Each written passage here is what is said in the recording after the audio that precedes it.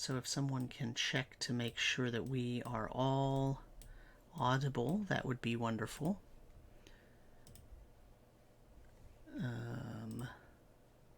There's the announcement.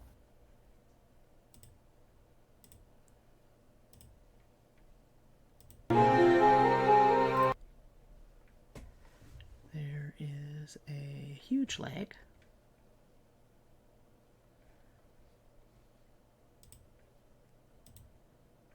Okay. I'm listening, and I could hear you. You can hear me? Okay. Nina, say something. Hello, hello, check. Can you hear me okay? With lots of static. Let me see here. Nina, say something again. Any better? Staticky? A little bit, yeah. Matt, say something. Hello. Hello, good evening. All right. Did you hear him?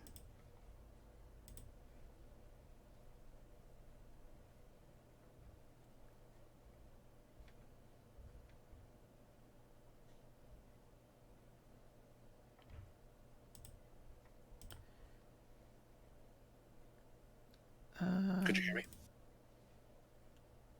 What is it doing?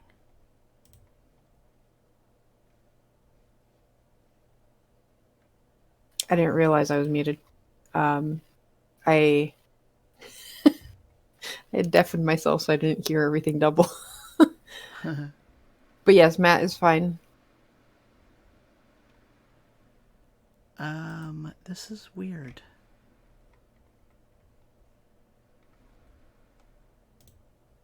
What is? My stream just went to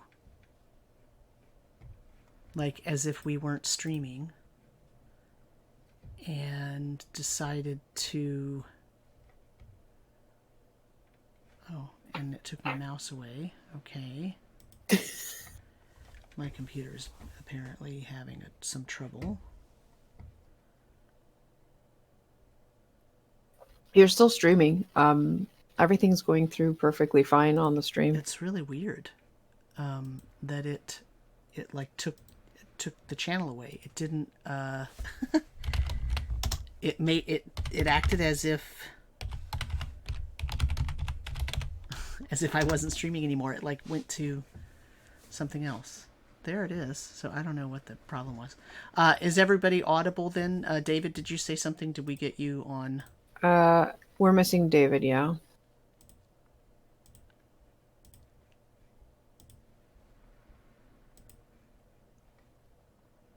David? David, can you... Hello? Okay, there we go. Test 1, 2, 3. Can you hear me okay? Yeah. How was that? So Matt and Nina and Sam are lower than David and myself. Okay, you're all in the same channel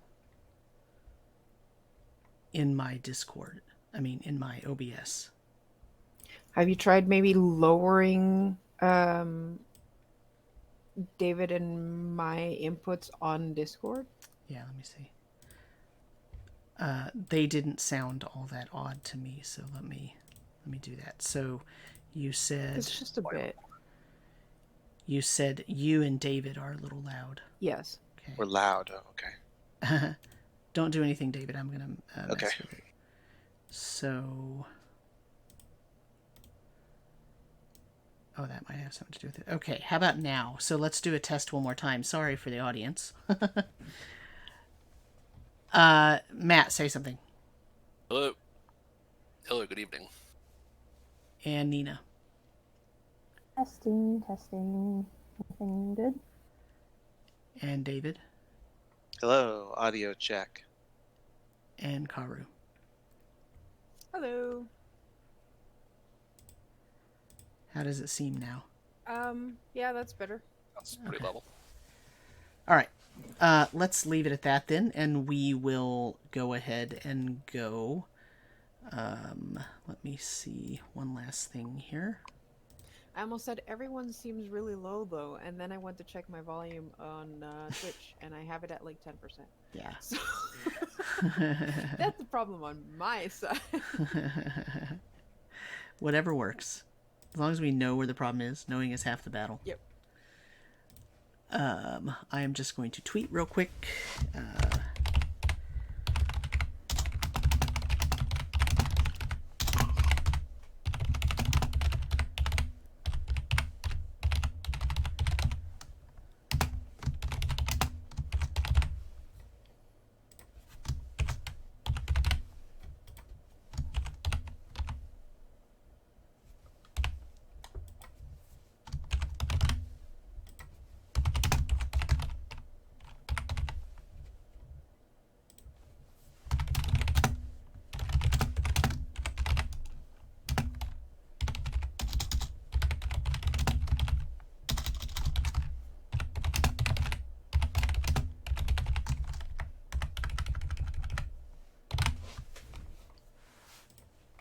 Okay.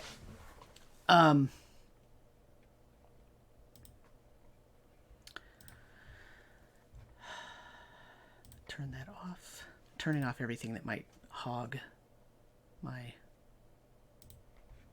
computer.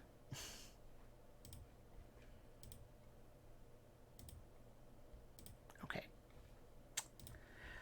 All right, so welcome to DnDebrief. I am Sam, and I am the DM of this game. And so let's do a very short introduction. We'll start this time with Matt. Hello, I'm Matt. I'm playing Khonnos, the Sea Elf Warlock. And David. I'm David. I play Axley Tillingquest, Halfling Bard. And Nina. Hello everyone, I am Nina, and I'm playing Emmeryn Ornestra, who is a human Tempest Cleric. And Karu. Hello, name's Karu. I am playing Marcel Petit Diableran, a genderfluid Latrinian Storm Sorcerer. Okay, so the real question is, who wants to do a recap?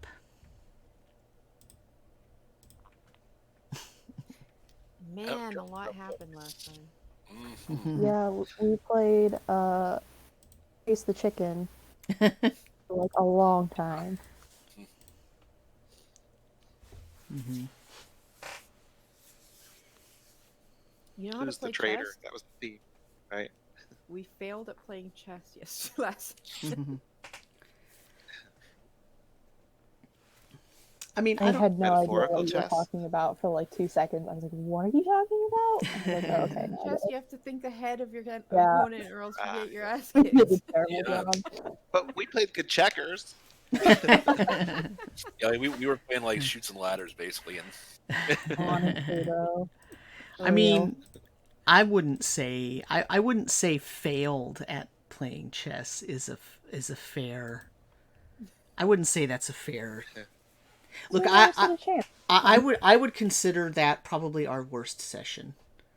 Not because of you guys, but because of my own failures at running that game. Like we ended that session and I felt not good.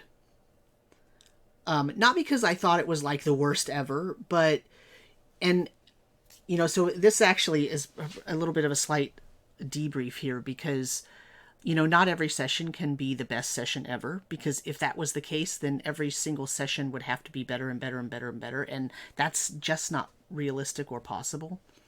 But I feel like the majority of sessions that I run in this game with you guys are really, really great.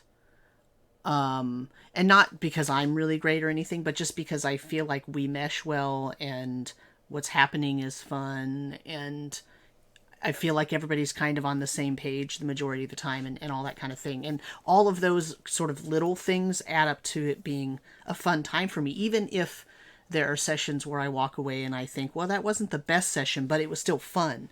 Whereas the last session, I sort of walked away thinking, that did not go the way that I prefer. Like, it's different saying that than it is saying that didn't go how I expected. Because that's not bad. That's a neutral statement. But last time I kind of felt like that didn't go well. And part of that was me. So how did you guys all feel about the session? For benefit of folks watching and listening who may have missed last time, short recap was basically we got caught up sort of in a murder mystery, and we basically found out that we were trying to investigate. We met this Lord Krumov, who was like the finance minister, I believe, and we kind of just immediately took a bit of a dislike into him. And then we later found one of the people who's supposed to be keeping a watch on the wards that prevent teleportation into the palace had been killed. And so we spent a lot of time basically going back and forth between about 4 or 5 locations trying to run down clues, and I'm not sure we really got much resolution out of it by the end of it.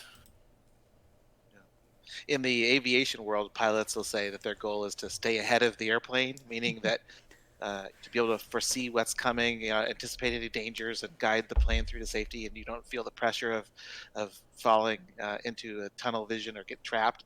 I feel like we were holding on to the tail. Yeah, that's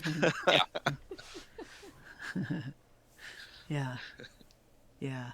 So I apologize for that, because I feel like a lot of that was my fault. I'm not usually the kind of DM that leads you by the nose and goes from place to place to place, and here's what you're supposed to find out in this room, and here's the next room to go to, but that's kind of what it felt like, even though that was unintended, and I'm sure that you didn't intend it to be that way either. So Well, it was a pretty major reveal of an episode, right? In the sense that some pretty major information was brought to light, that basically the bad guys, the evil's here, right? That we kind of have to deal with. We thought maybe we were a little ahead of it. We thought that we were charting new territory to try to find out how to address Laralac and his plans, and now we know that we're really behind it. It's here. It's been here long before we were here, and it's already got its grips on the kingdom. That was a pretty major reveal. I mean, the sense of like when you write out your plot details, had you planned for all that to unfold at this point? So a few things happened that culminated in Laralac coming to the Royal Manor. In terms of planning, I don't really plan that way. I don't really plan as, the party's going to show up here and here are the things that happen. I plan motivations and I plan sort of, here's how this villain would get this thing that they want done. Here's how they would get it done. And here's what they would need to do that. But, you created a major upheaval in the the queen's cabinet, basically in her advisory board, because you basically deposed the abbot and installed a new abbotess. You caused a massive tidal wave through divine intervention and threw an ancient dual-colored dragon into the ocean. So You didn't foresee those were going to be beat that we were going to get to. You didn't know how we were going to progress through the kingdom and how the kingdom was going to respond. Well, so what I actually thought was that Kalport was going to be a place where you're basically going to get information and move on. And then and you kind of did, but you didn't do the move on part. Instead, you stuck around and Well, and I yeah. actually, because to that I would say that, at least from my perspective, I was really excited to get to Kalport for the information part, because I thought the minute we got to the library, that was going to be, this is where puzzle pieces really fall into place, and we learn about what we really have to do in the grand scheme, the master plan. Even though the library was awesome, but then I left the library thinking, I don't know what to do next. I don't have the motivation to just move on, because I feel like I don't know which direction to go. Yeah. It's like we got all these puzzle pieces. Now it's like, okay, now we got to make sense of how to put them together, and then what to do once we've done that. Yeah. And the problem is you don't have the box cover, right? So you don't know what it's supposed to look like. So it's hard to put the puzzles together. So every piece is just blank, plain white. Right, yeah, it's about shape. I can't even find a damn corner. and the puzzle just one big circle. Yeah, it just keeps expanding. Kind of like the sinking like area, just expanding. kind of like the world we're in. Yeah.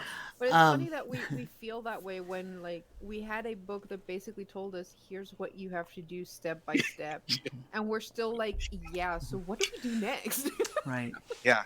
Yeah. And then, it's like, because like trying to basically say, yeah, here's what you do step by step. But then we're like, okay, yeah, but this is like, you're telling us basically quantum physics equations. Right. Yeah. Well, except sort of, but sort of not. Yeah. I mean, so you have now all of the information. You have at least the minimum amount of information that you would need to perform those feats that would have to be performed. Those deeds, those mighty deeds that would need to be performed. You have the at least the minimum to do that. You know that there are there's at least one infernal gate in the library. You know that there are some blue gates. You know where there's at least one blue gate on the Hokka island. You know that you have a curiosity which can probably travel intraplanarly, at least to more plateaus than where you've been to the Dark Plateau, and all indications are that you can go elsewhere in the curiosity. So you have kind of the pieces, you have the recipe. It's just putting it together. So for the audience, I went through and I sort of gathered for the players. I sort of gathered, here are the things that you've learned so far. And it turned into this massive 8-page document. Because if you've been, I mean, we are on session 30 something, and 30 something 3 to 4 hour sessions each time. That's a lot of information. And I tried to distill it down to here are things that relate and that you could actually do things with this information, or that it's good to know this information. And I didn't there's a ton more that I could have put in there, but I was trying to get rid of anything that didn't directly relate to how to resolve this main problem that you have, or how to go about deciding whether you're going to resolve it or not. So with that said, what do you want to do? Yeah, So I mean, I know have- we have the means to travel to those specific plateaus and Mhm. places where we now have information that those things are. I just feel like we'd still be striking out blind, not knowing what direction to go and once or what awaits us when we get there. It would just be a blind faith Mhm. trip, and we just have Sure. to discover it ad hoc. I feel like Yeah. last session wasn't entirely like beyond the like. Uh, I mean, I had fun with the whole like racing around trying to figure out what was going on and trying to stop chaos from getting worse in the palace. But we did accomplish something. It helped us accomplish what was keeping us in Kalport, which was gaining the support of the kingdom and preparing them for an eventual assault from Lerlac. The assault from Lerlac proved that he was a threat to the kingdom, therefore they are now on high alert, Yeah. which means like from my character's point of view, like we establish there's a threat.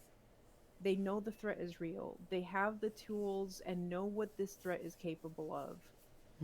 But now we have to go do our part of like stopping this, because staying here just means Lerlac is more interested in attacking because somehow he thinks that we're a threat. So as long as we're here, the queens are in danger.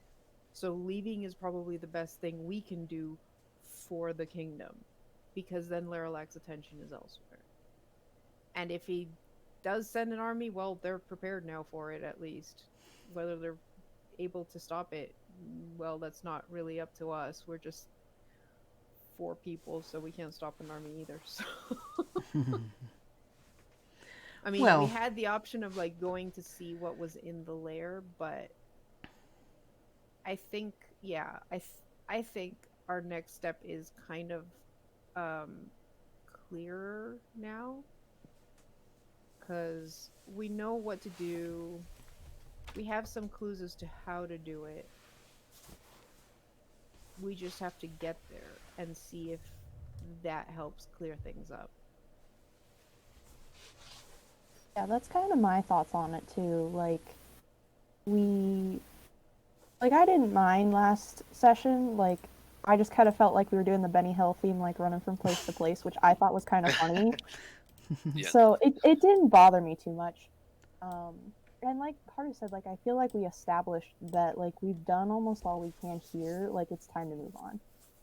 Even though we didn't solve anything really, we kind of established okay, it's time to wrap it up, and we've done all we can for them.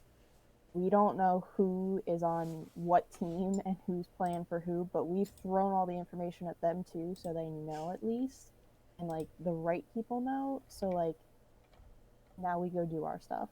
That's kind of what M thinks too. So That was the important part of the last scene of last session, where we went to see Blue Guy and kind of keyed him in onto a lot of what we were thinking and the thought process we were going through, so he knew as much as possible, and being like, hey, there might be, including the up and including too, there might be some people who are working against the kingdom, even though they seem to be working for the kingdom. But that's not our problem. That's his problem now. So good luck to him. Well, I think that was actually a question at the end of the session, right? Because at the end of the session, if I remember correctly, the 4 of you were discussing, is this all just a repeat of history? And if it is, if the other way to reverse this environmental catastrophe that's occurring, this flooding area, if the way to reverse that is to stop Cornelius from killing Betet, is it possible to do that? And you have pseudo Cornelius with you, and well, that one's easy. We just take pseudo Cornelius with us, so we can't kill the Tet. sure. The other issue is that everyone that you know and love is now in Kalport, right? Rayla is the abbotess, or will be as soon as she is officially installed. For all intents and purposes, she already is. There just hasn't been a ceremony. Emmeryn's entire family is there.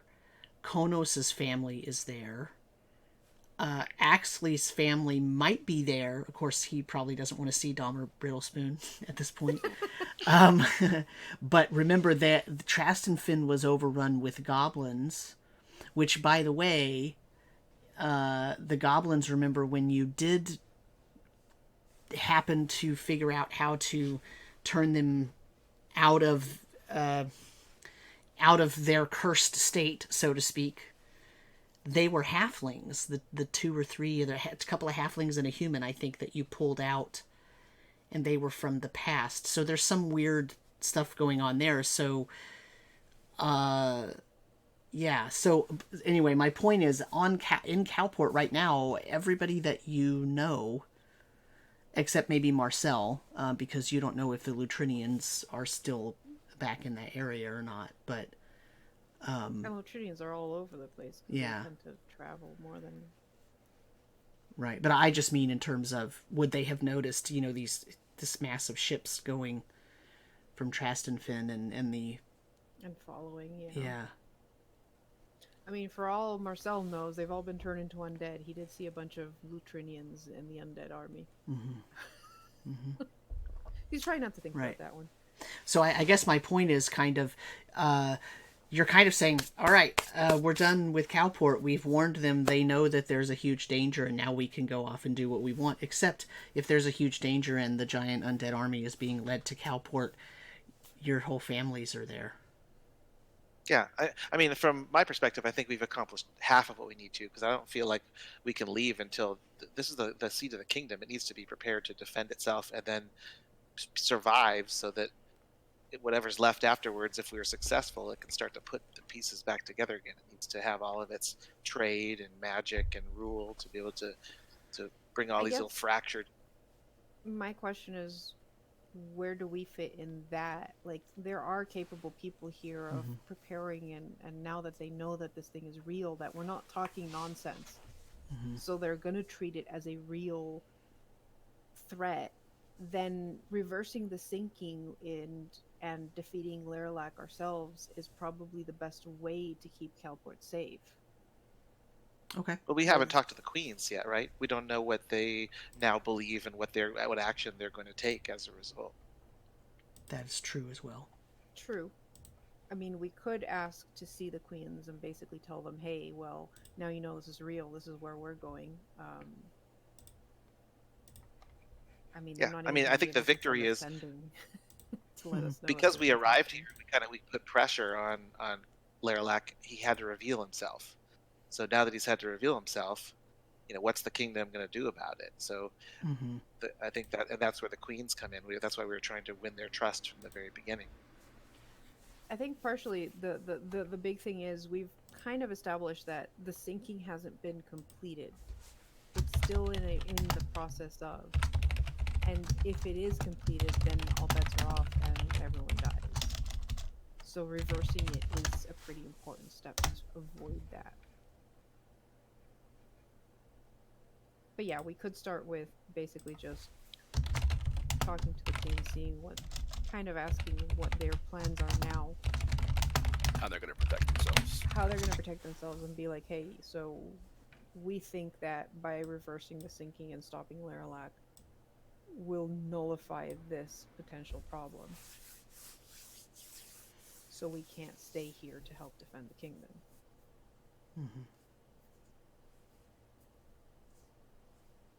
Yeah, at some point we gotta let someone else take control of something. Whether that's like we can't do everything. Said no D&D character ever. Sorry. No. Delegating problem? No. No, sorry. Go ahead. No, you're fine. Like we could stay, like Axley's talking about, like we could stay and we can protect, but at the same time, like someone's gonna have to stop the sinking because, like Marcel said, we're Like I don't think it's complete. Like everything is gonna disperse until it goes to those four corners, and then everything is gone. Like it's over. So someone is gonna have to. I mean, take control. I don't think we should stay. Yeah. That's not what I'm saying. I'm saying okay. we need to just help the kingdom get to a point where they have acknowledged that that's their role, and not just protect. They need to be proactive. Ready, They now can't yeah. just sit Mhm. back in the castle in the kingdom. They have to send out scouts. They have to start getting ready. Getting their defenses ready. They have to rally all the aspects of power of the kingdom, the magic, the trade, all of that, and they need to take this threat seriously. Once they start acknowledging that's what they're going to do, then I feel like, okay, great. Now and that's good for us too, because we want pressure on Laralac from another source. We don't want Laralac and his army just 100% focused on us. That's going to not help our chances of success. Yeah. Okay, sorry, I misunderstood then. Yeah, no, that works. I mean, making it so that Kalport is Laralac's concern means we have a better shot of going to the Blue Plateau and fixing that leak, and then finding out how to get the water back in. Yeah. No, I always thought that was our goal. I just wasn't sure how to do it exactly.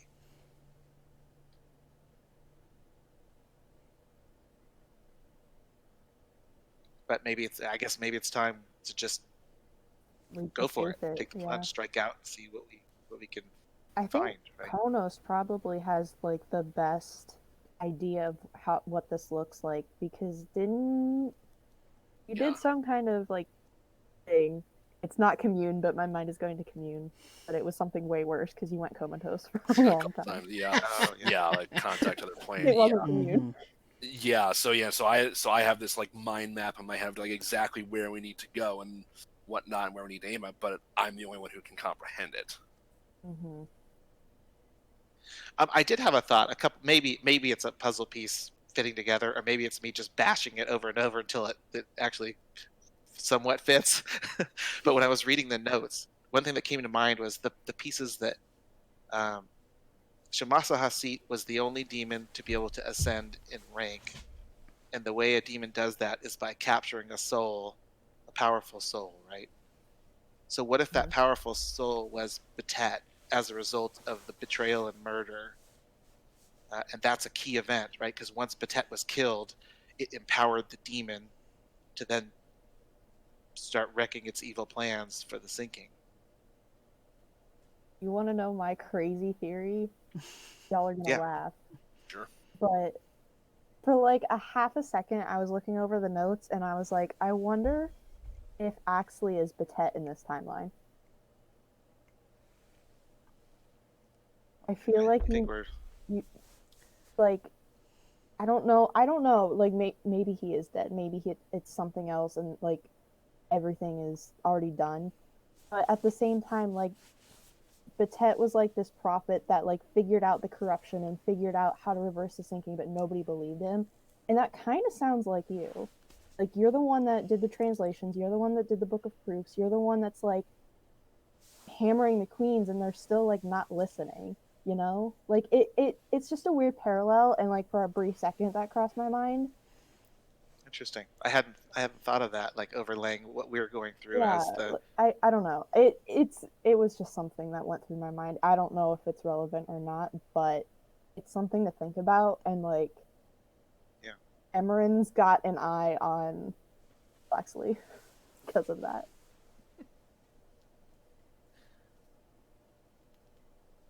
I mean, we were talking about this like cyclical nature of everything that has come up in history. That's just my conspiracy theorist going. Yeah. Like that's the part of me that like loves this, because I can really like overthink it way too much, but it's great. What does Khonnos think? So I better watch myself then, so I don't get black stabbed. Well, you're asking me what Khonnos is thinking? Yeah. As far as, Axley or Blacksley being Betet, I'm not sure about that. I mean, if one idea I have is, if Blacksley is Cornelius Adram, who is the person we're supposed to prevent from killing Betet, who we don't know who that's supposed to be, I guess, at this point. Yeah.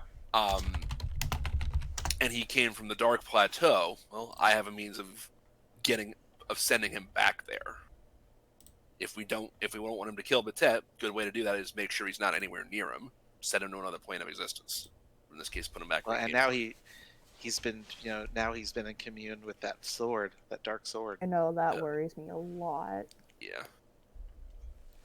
But as far as like, I mean, as far as like the most direct thing we can do, as far as taking care of the sinking, I think it's go to the Blue Plateau and try to fix the gap in the well of Capitalis, because we've got, at least I think the coral I've got is supposed to be the piece that will plug that leak, if nothing else, which is step 1, or it's like step 8, but of everything else. But yeah, like basically, even if we're, as far as the other things, like I have no idea about how to negotiate with devils, or anything like that. But that's gonna be a mess. Yeah, that won't be tough at all.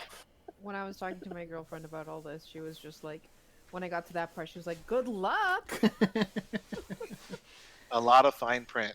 Oh yeah. There's a curse in between those two words, She's read a lot about demons.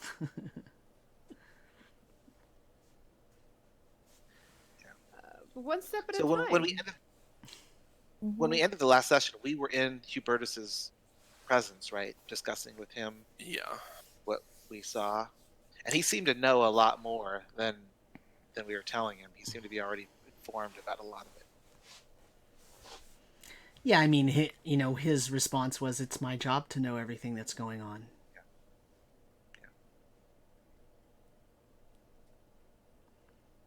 I think he was gonna do I think we'd asked him to do a zone, basically do zone of truth on Kromov. Yeah, he sent right at the end. I think you convinced him that Kromov was, because remember at first his response was, "Well, when everything started going sideways at the Royal Manor here in Kalport, it's when you all showed up." Yep. And but through talking to you, you convinced him basically that at the very least Kromov has some funky things going on, and that maybe, he responded to you at first regarding Kromov that, Kromov has been one of the Queen's family's most loyal advisors. He is the Minister of Commerce for the entire region, and he has no reason to betray or do something to divert or endanger the power and health of the queens. Because capitalism's completely incorruptible.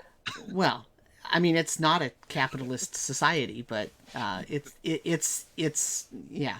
So anyway, but by the time the session ended, after several minutes of bantering back and forth, he said, "Okay, well, you've given me enough that I need to talk to Kromov at least. So I've sent for him. He has had a messenger sent to his personal residence to tell him that, that he needs to come for an audience with the council." And that was sort of the end of the session. And then one of his sons is dead, right? Isn't that who Blacksley killed? No, so Blacksley killed somebody that Hubertus referred to as Alexander. And the kid who was spying on us at the banquet. Yeah, and Kromov has 3 children.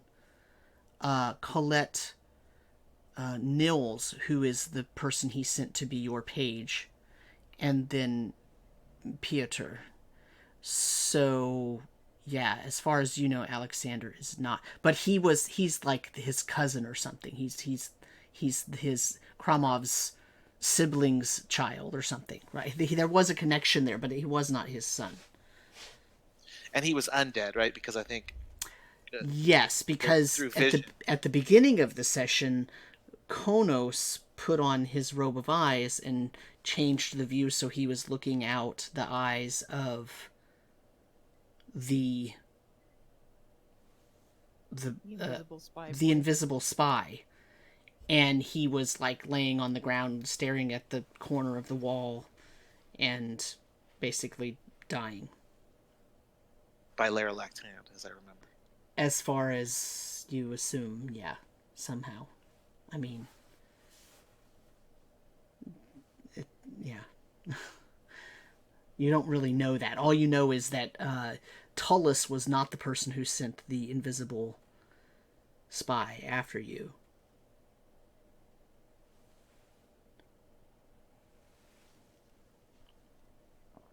But So I thought you specifically saw Laralac. the reason why wasn't the area or something that you were in looked like, I can't remember exactly how you got to that conclusion actually, because you didn't. Well, we heard Laralac saying, that's what you get. Next Okay. time you won't be foolish. So we heard his voice. I don't know if we saw him, but we heard his voice for sure. I just couldn't remember how that exactly went down, how I presented that. So I couldn't remember if you saw something or if you heard something. So okay. So yeah, so it's reasonable to assume that yes, either directly by Laralac's hand or through Laralac having a goon do it. But then Blacksley killed him again. killed him the second time because he was there for Rayla. So yeah, there was a lot that went on last session. Yeah, there was quite a bit. So what do you want to do then? Do we want to stick around for this interview, or? Yeah, well, I'd like to ask Hubertus. So now that this all has gone down, I know you've had a lack of trust in us initially. What do you think the kingdom should do in response? What do you think is happening? So how much are you telling him about Laralac's army? Because I don't think you told him everything. I think, was Hubertus there the first time we talked to the queens? I believe he was. Yes, although you probably so. You don't have recollection of him being there, but he is their main vizier, so he probably was there. Because if I recall correctly, when we first spoke to the queens, or the second time we spoke to the queens, somewhere around there, we told them that we had seen this army of undead creatures that Laralac controlled, and that's why we thought that he was a danger and a possible threat to the kingdom, because it was a large army that included big things, including, large creatures. So he knows that. And then we started talking as if he wasn't in the room, but we knew he was in the room. I believe last session about the whole reversing the sinking and how we have plans to try and reverse the sinking that we think will work.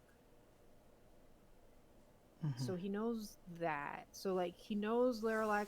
We told him, I specifically remember telling him that we knew that Laralac was a very powerful necromancer. He has now proven that he is powerful enough, or has the contacts enough, to get through the wards in the palace. So he is a very capable spellcaster. So he knows that about him. I don't know if we've gone into detail with the Shamasa Hasit things.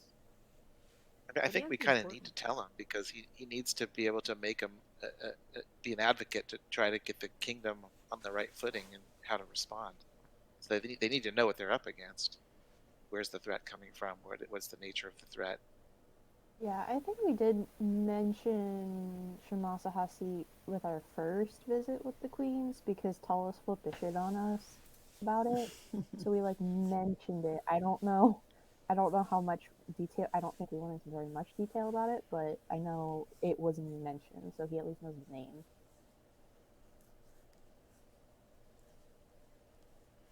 Okay, so what do you want to do then? And there's also the fact that if he asks, I don't think we're keeping information from him at this point. So if he feels he needs more information, we can probably fill him in. I mean, if it'll allow us, I want to stick around for this meeting he has with Chromo. Yeah. Can we accompany him to the meeting? Yes, I think he would let you do that. And Sure. that's with the council. Does that mean that'll include the queens? It is unclear. I mean, you can ask It him. might suit us at the very least to meet who else is on the council and kind of see what all can be done to protect and keep Kalport safe. Hmm. I think the castle's on lockdown anyway, so we're kind of stuck. Or at least a hot second. That's true. Though as long as that rod is inactive, it means at the very least Lirelak isn't back here to annoy people. And it'll react if he does come back, so. Yeah, remember it's like has it got a smoky blue color and a smoky red color and did different things. So it was reacting. Yeah, we haven't talked about the fact that it's not plain blue anymore, which is That's concerning. Like the planes are blending into one another. yeah, or something. Okay, so we'll do that. We'll stick around for the meeting with Kromov. Okay. And to, like, once we have the council, we can also, like, breach the whole, hey, so this is happening, what are you going to do to keep the city and its people safe? Meantime, we're off to do X. Yeah. Okay. So the council will meet in the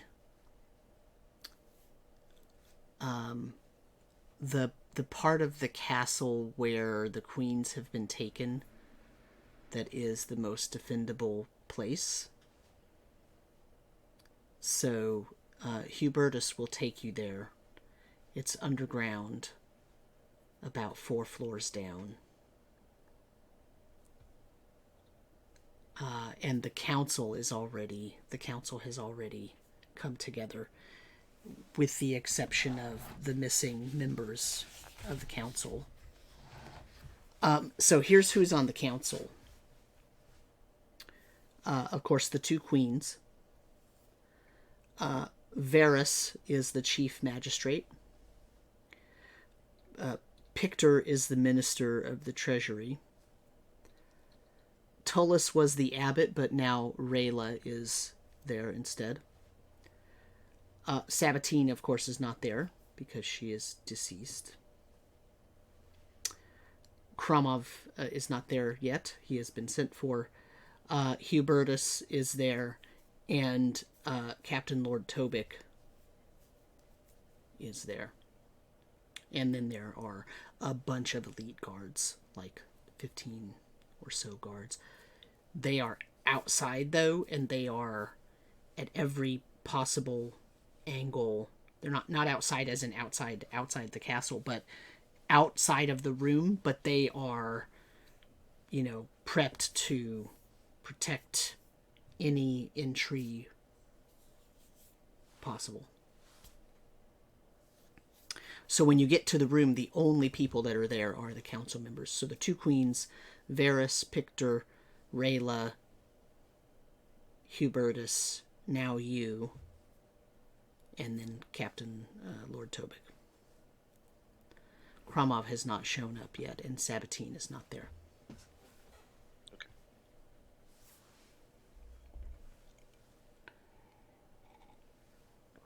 The queens are not in their regalia. They have shed their decorative clothing, and they are just in their armor. And they are resplendent in shiny but functional, very high quality, probably magical armor. Remember the very first time that you met them, you noticed that under their sort of regal robes and all that, they actually had armor on. So right now, everybody's just kind of milling around and talking to each other in little groups of 2 or 3 people. And then you arrive and everybody kind of turns.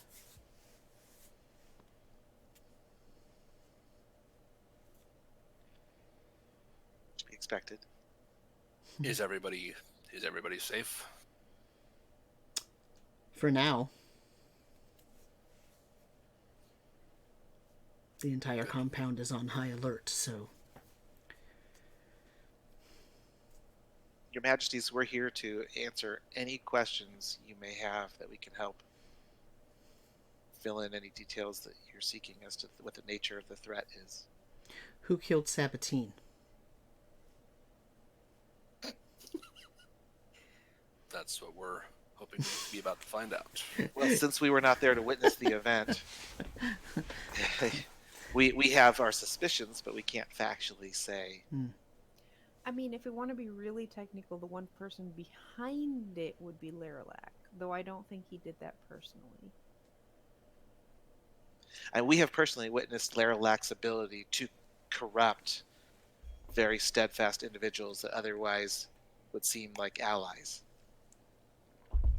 I elbow Marcel.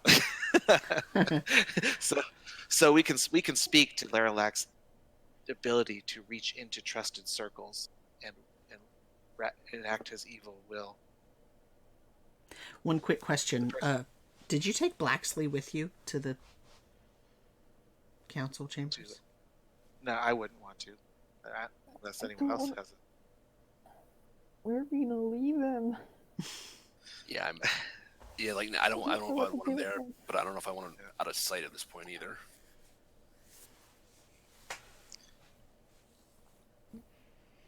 Make your decision and let me know before we move on.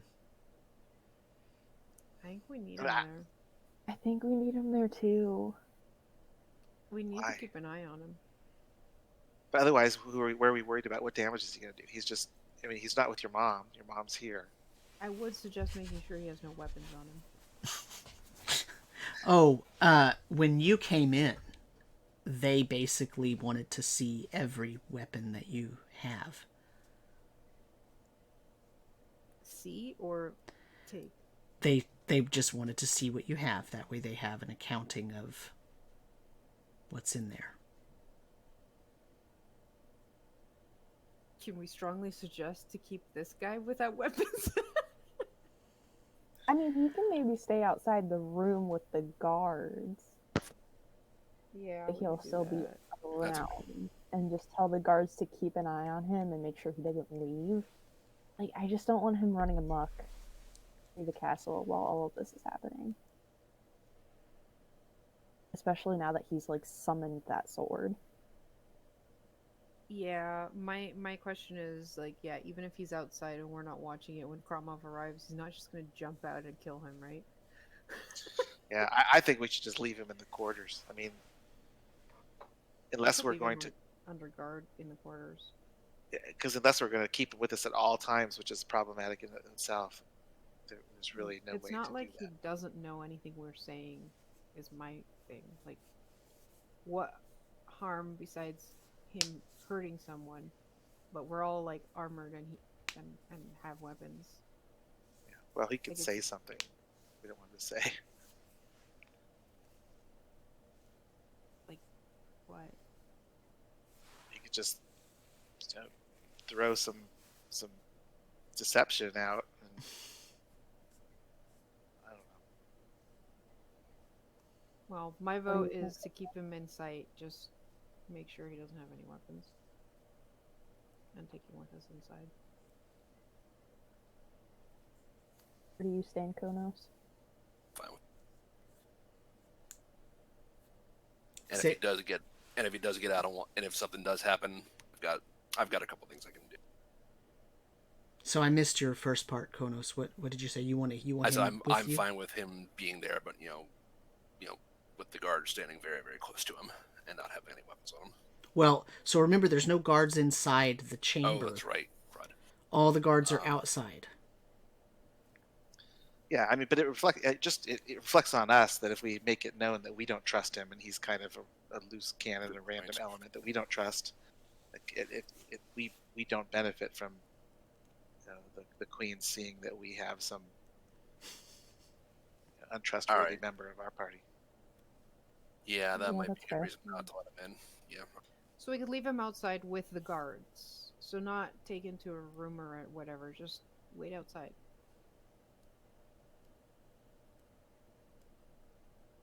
Yeah, I feel like that's fine. With instructions if to the he's gonna guards to do not let him something, wander off.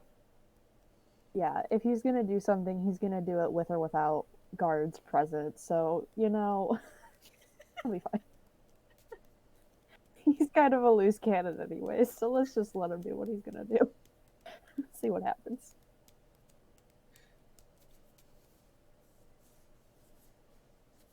So you're going to take him down to the chamber with you, but not...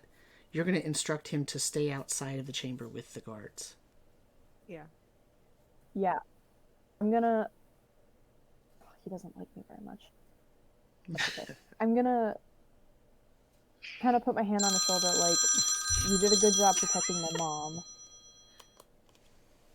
So now we need you to stay out here and watch, keep guard. My mom is still in there. Stay here, keep guard, and then let us know if anything's funky and we'll come back out, okay?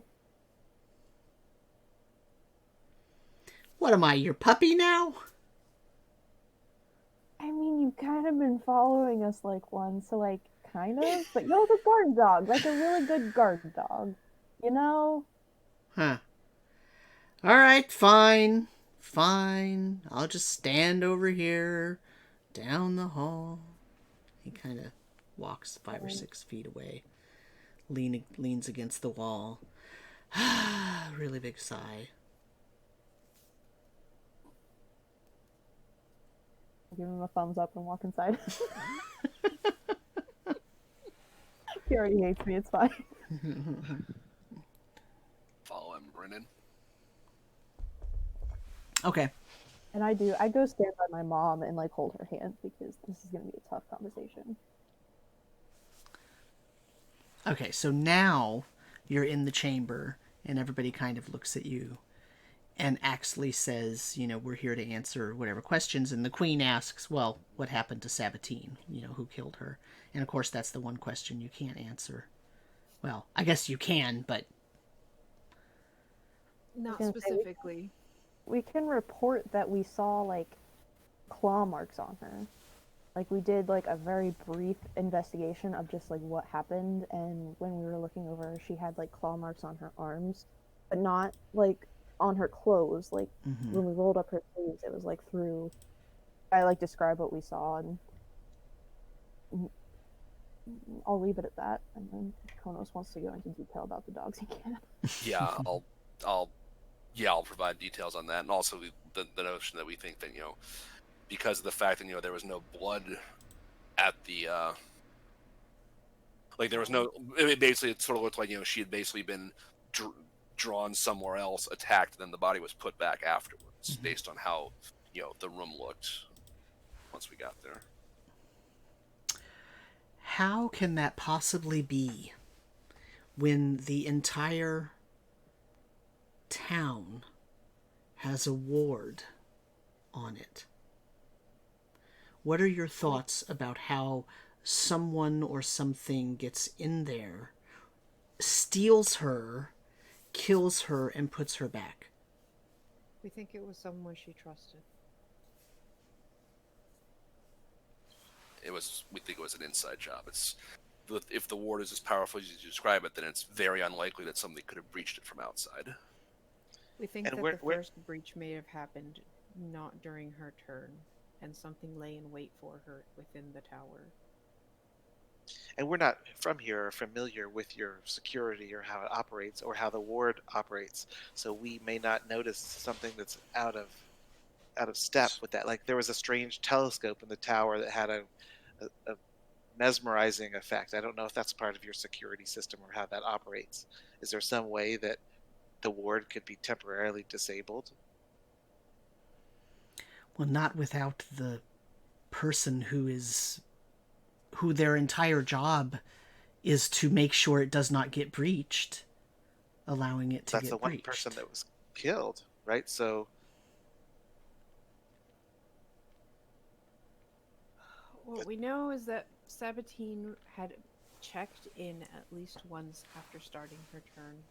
No one had entered the tower after she did. And yet, 20 minutes before we checked, something grabbed her, pulled her out of the tower into some place, killed her, and then deposited her again. We also know that before Sabatine, Kromov was the one on duty.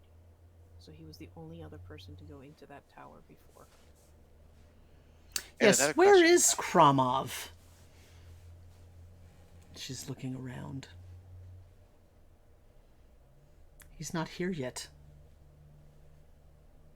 Another question I have is, if the ward goes down, who would know that? Because if the motivation was to bring the ward down for a period of time, who knows what could have transpired elsewhere in the kingdom with the ward down? Things could teleport in and out.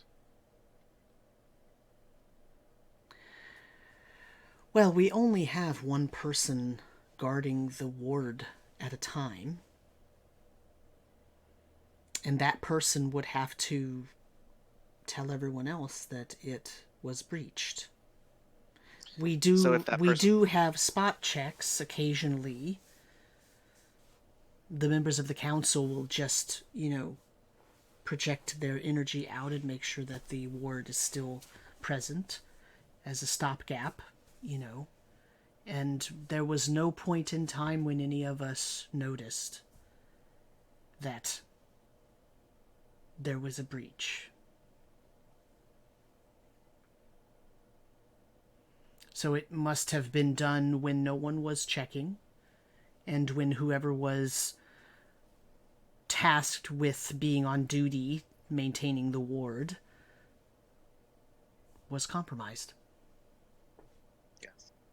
Because the worry would be, if the person responsible brought down the ward themselves, they would be afraid that a random check would reveal the ward being down while they were in charge of it, and therefore they would be discovered. But if they murdered another warden on their shift to bring the ward down, then the only person that could be held responsible for bringing the ward down is the murdered individual, and there's no trace. My worry is, how long was the ward down and what transpired while it was down? Because I can't see another motivation for killing the warden other than circumventing the ward.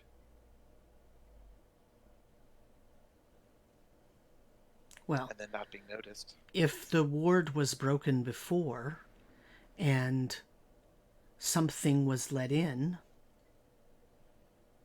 and Sabatine discovered it, then that would be the reason to get rid of her.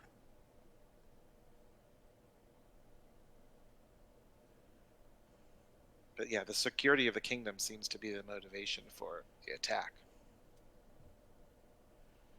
How badly the security of the kingdom has been breached is a big question. Well, we don't know. That's why we're all down here in a secure chamber. We are assuming that the breach is remaining and that the ward is not secure and not intact from now on. That's alarming. Until we have another way to create a protective ward shield that can be maintained. And right now we don't.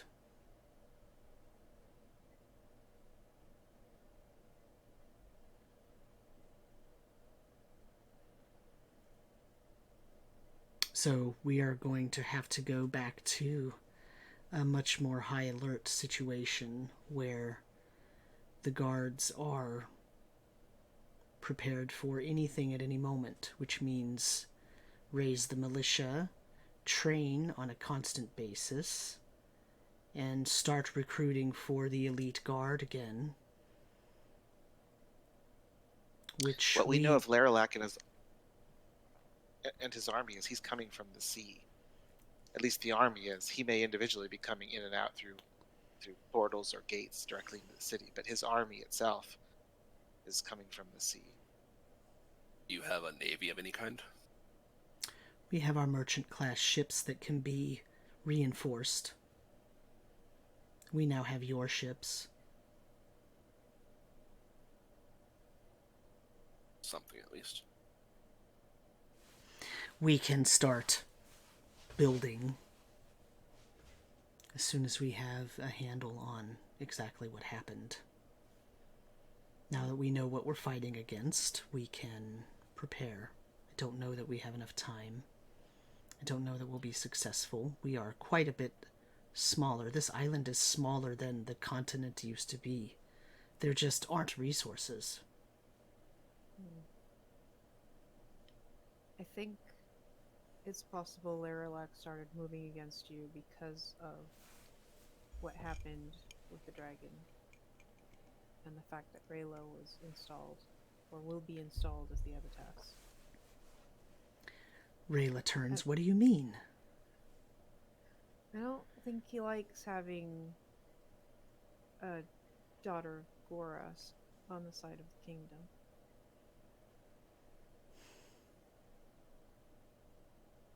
Well, and the dragon may have specifically been keeping Kalport busy and focused elsewhere. That's true. But we also know for a fact that someone was sent to Rayla's quarters to kill her during the breach. Ah, yes, Alexander. I heard. It's unfortunate. Yes, he was the one who was invisible at your banquet that we saw following us. Yes, I know.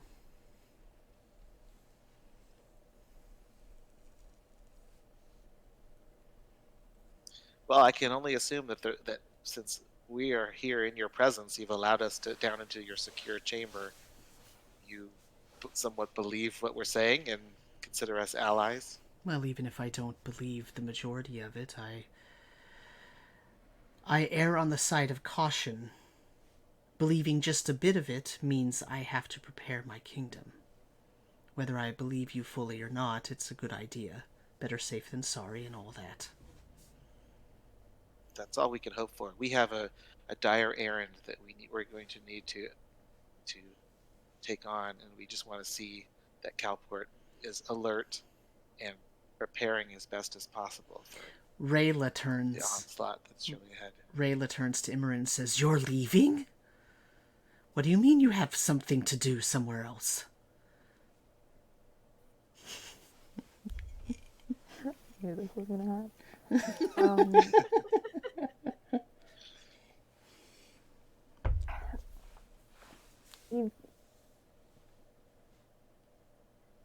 I don't know how much I want to even.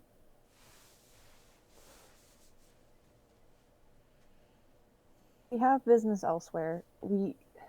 There's a lot going on, and right now, I think we're gonna be more useful somewhere else.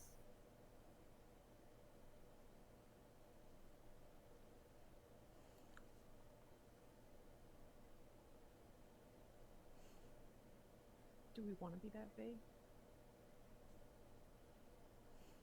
I don't know. I'm kind of waiting for someone else to jump in and save me here. Ultimately, we think we have a couple ways to reverse the sinking, but it won't. It will involve. Well, you recall how we had to travel to another plane to rescue you from Laralac. It will involve something similar. Khonnos, are you wearing your bandana? No, he wouldn't wear that anymore at this point. Rayla looks at you and says, "Your eye." Yes, it was restored after the coral was removed, or it was uncovered at least. Can you see through it? I see through it. Yeah. Sorry? Interesting. What happened to the barnacle? I was healed at one point.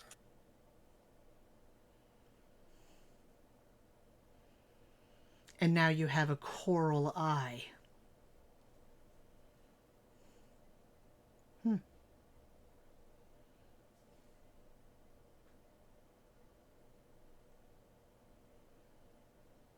Where is it that you're going?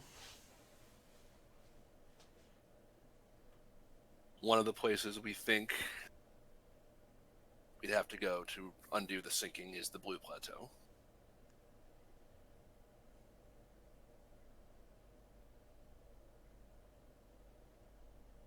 1.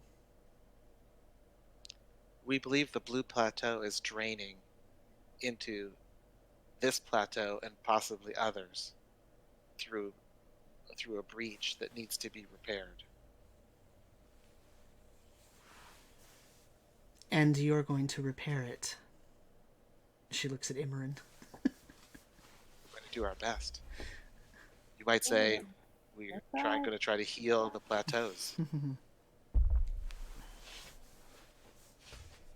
What greater calling for a cleric of Goras?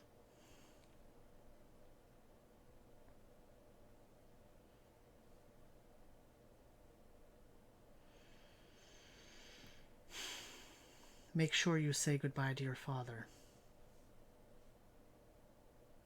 My to-do list. It's this long. On that. Yeah. A little bit. Just a little bit. We'll try and be as quick as possible. We have a plan, at least a vague sense of where we're going, what we're doing. So hopefully this will at least, if not buy time, help ward off some of that army, because if there's no water, maybe there's no undead army. And it stops getting worse. And it stops getting worse, and everything does not get sucked into terrible corners.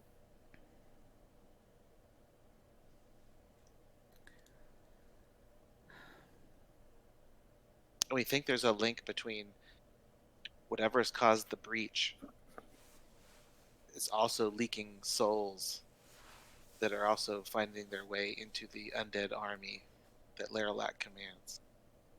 Or worse, feeding a demon and making it more powerful. At that point, the other queen, who you have hardly ever heard say anything, turns and looks at Axley and says, "You're going to the Soul Spire." Yes, we believe that's the location that has been compromised, where all the souls are leaking from. But we don't know where it is or what we'll find when we get there.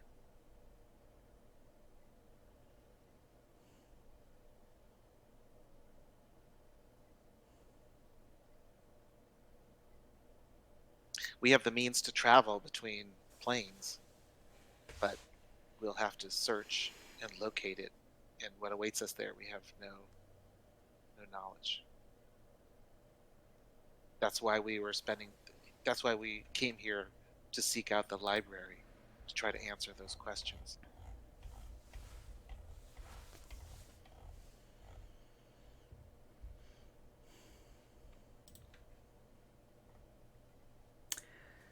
She says, I'll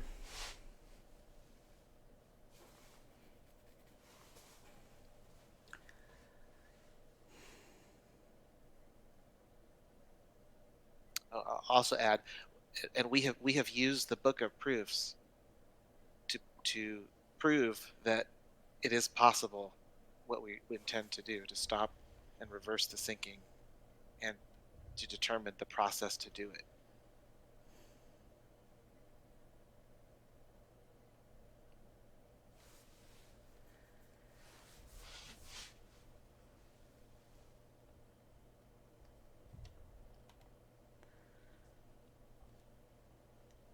the queen she visibly has gone pale.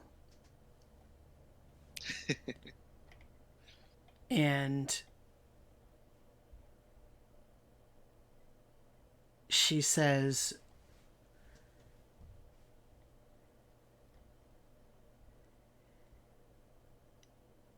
"3579 9753 6174."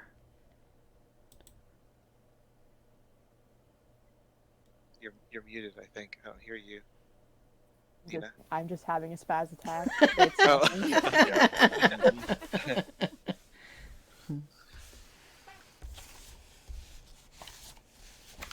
We've heard that before. We have. Is that the coordinates of the Soul Spire?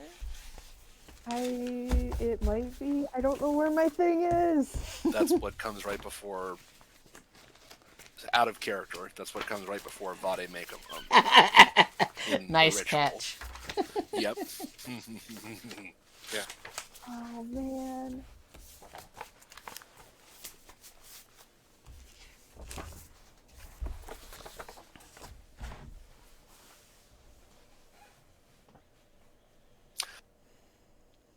We've heard those numbers before as part of a ritual we've uncovered.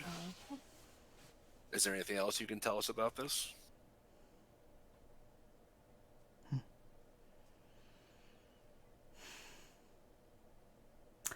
I was wondering when history was going to come back around.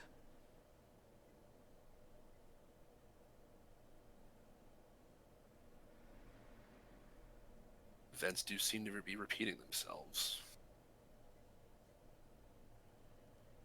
For generations, my family has been naming their first daughters Delencia, in the hopes that eventually one of us would be around for the time when history returned and we were able to become the Queen of Souls yet again.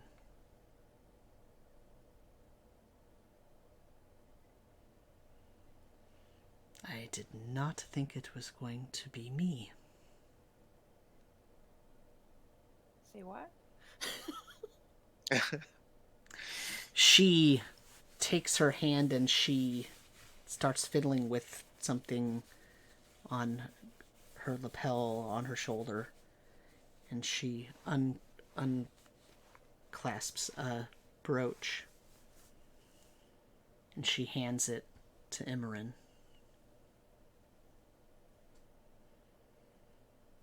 It's an amethyst brooch. Oh my god. Any like particular shape? Or is it just like... So remember in your dream there was a certain shape that went into the door for you to get the Book of Proofs. And also there was something that was referred to as the Key of Plateaus. And in the back of one of the books, in the Amethyst book, there was a reference to... It was a sort of a hinky, hand-drawn picture of something with tubes and weird stuff. Yeah. And it said... With master written. Yeah, it said master. And it had an arrow. Or something like that. I'm looking for it on my notes here. Yeah.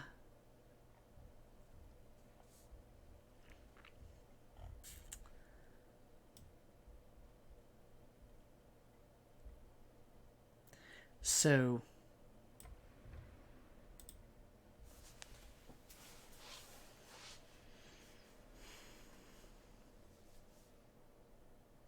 She says, I think you'll know what to do with it when you get there.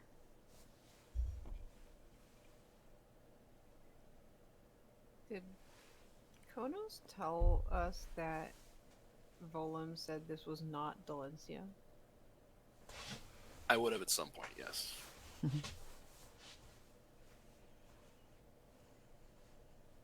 Just don't know if I want to tell her.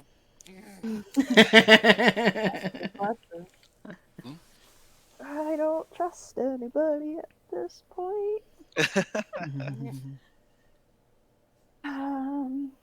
mean, I'll take it. Now we have two, right? Because we have the one that we found in the library, and then we have this one. The one in the library was like a clear diamond. It wasn't an amethyst, but it was. Oh. It was the right shape.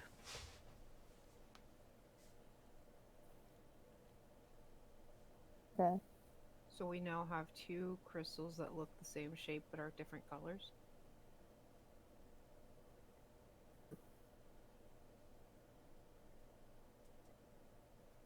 Was that gem passed down through the family as well? Yes.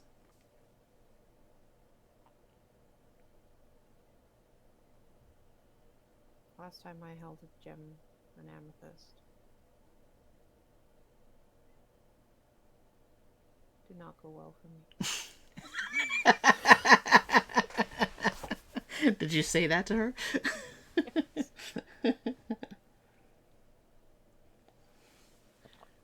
She says, was it an heirloom? It was the way Laralac was controlling his minions. Hmm. He seems to be obsessed with amethysts. Or at least he seems to be using their power.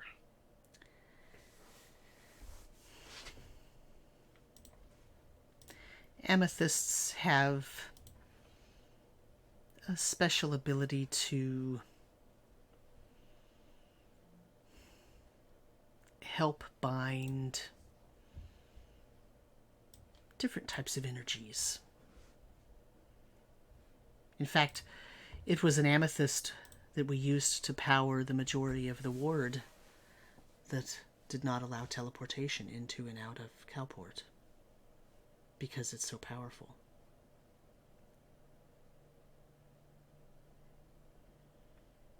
That's what's in that telescope. And what is that telescope used for? It just houses the gem. That way it's hidden in plain sight, right? Instead of having it on a pedestal for all to see. And the gem powers the ward. It did.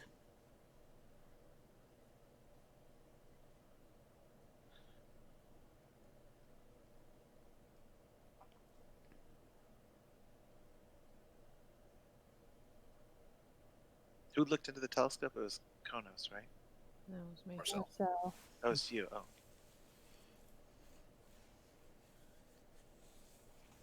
Yeah, I really don't like amethysts.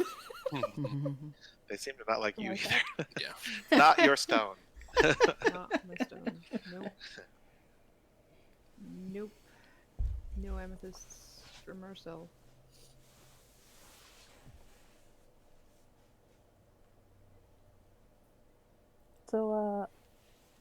Hubertus, where's Cornelius?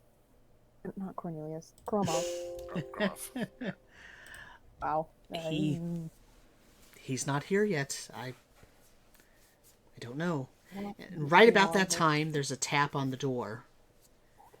And one of the guards opens it and says, Krumov is not at his residence.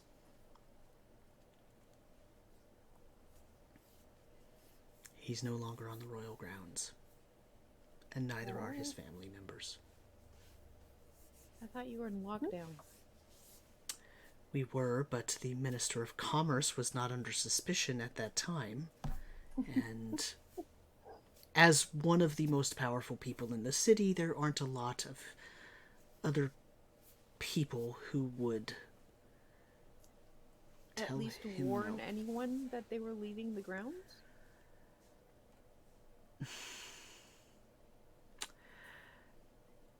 In any situation where there are noble lineages, and you should know this, you're a royal family member. Look, there are always those who have undying loyalty, and then there are those who have loyalty that is for sale sometimes, as much as it pains me to say. There is no Is there any way- perfect leader, so therefore Can- there always are those who will not be loyal enough. Can we locate him? Is there any way that we can find him?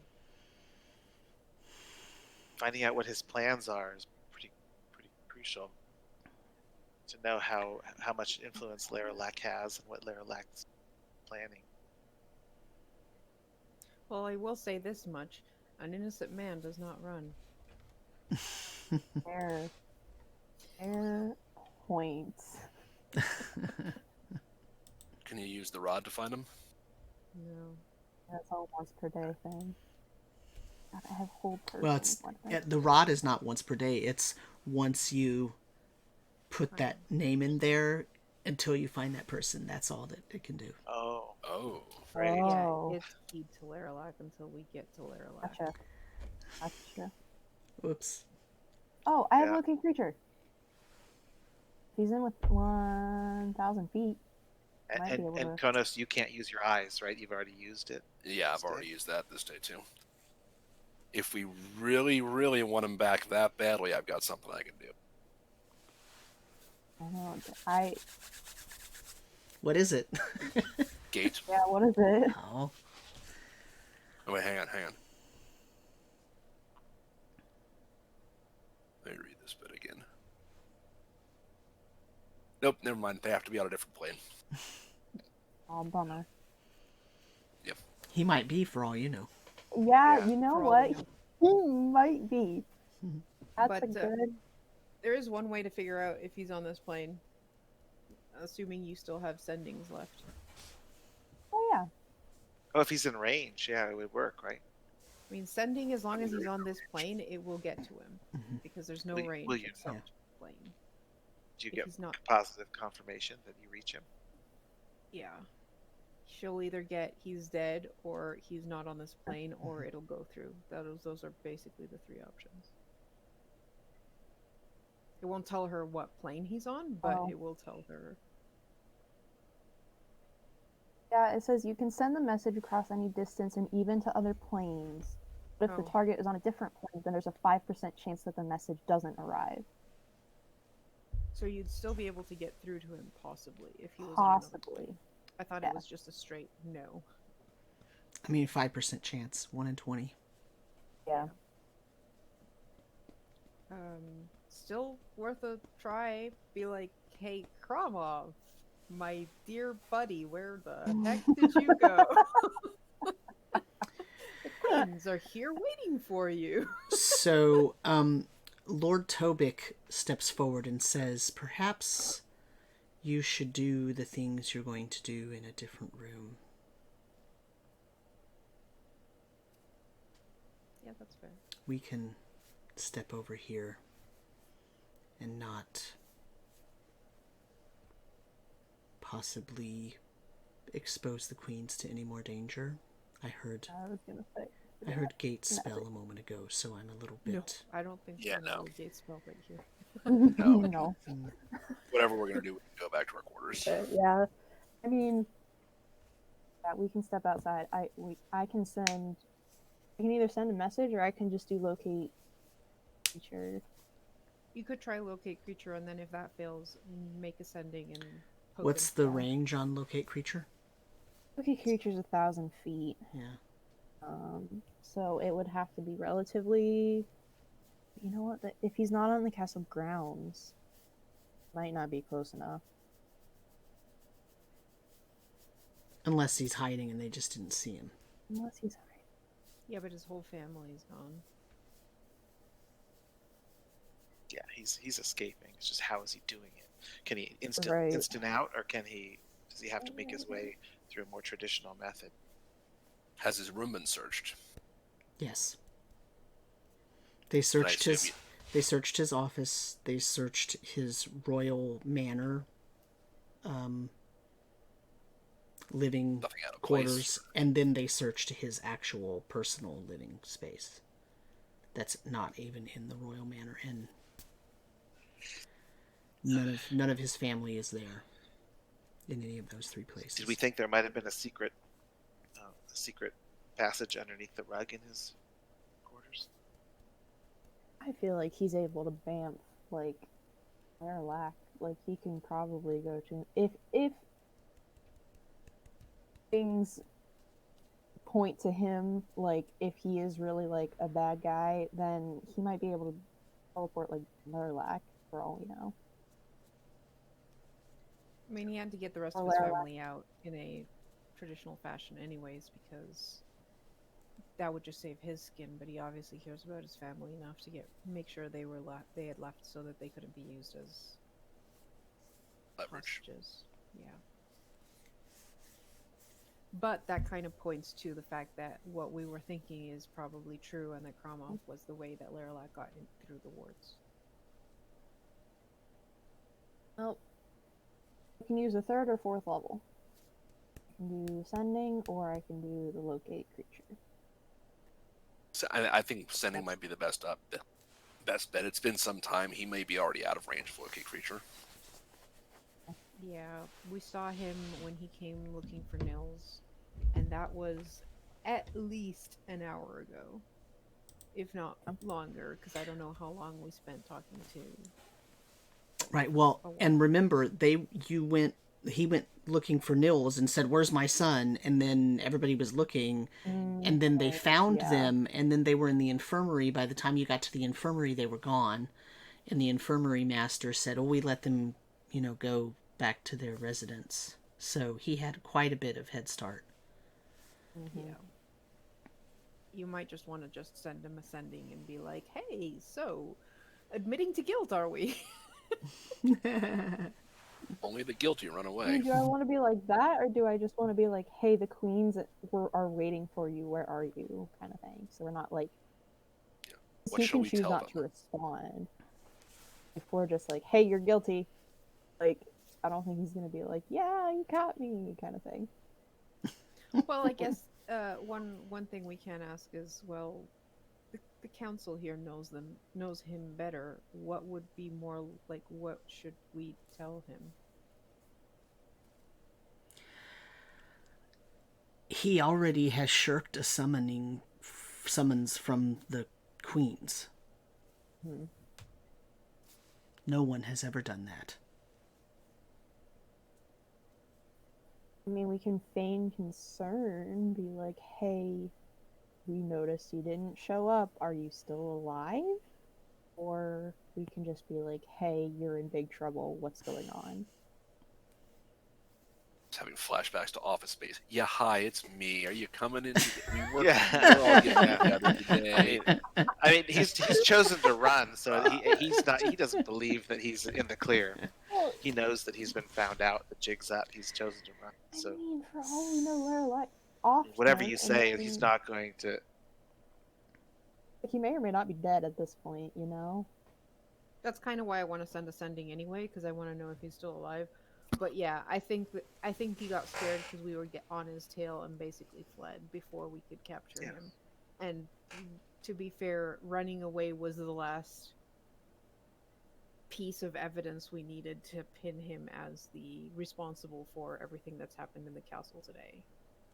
Yeah. Okay, so you're in big trouble, it is. Let's take a break. Just tell him that. Oh, okay. Let's take a break, and you can talk about what you want to send to him, and because I need to just go. I need to get some more tea and stuff. So, so don't turn your camera off because it'll mess up our thing. Just cover it or leave it open. I'm just gonna leave mine on, but just don't turn it off because it'll mess things up. But I am going to take us to a "We'll be back soon" screen.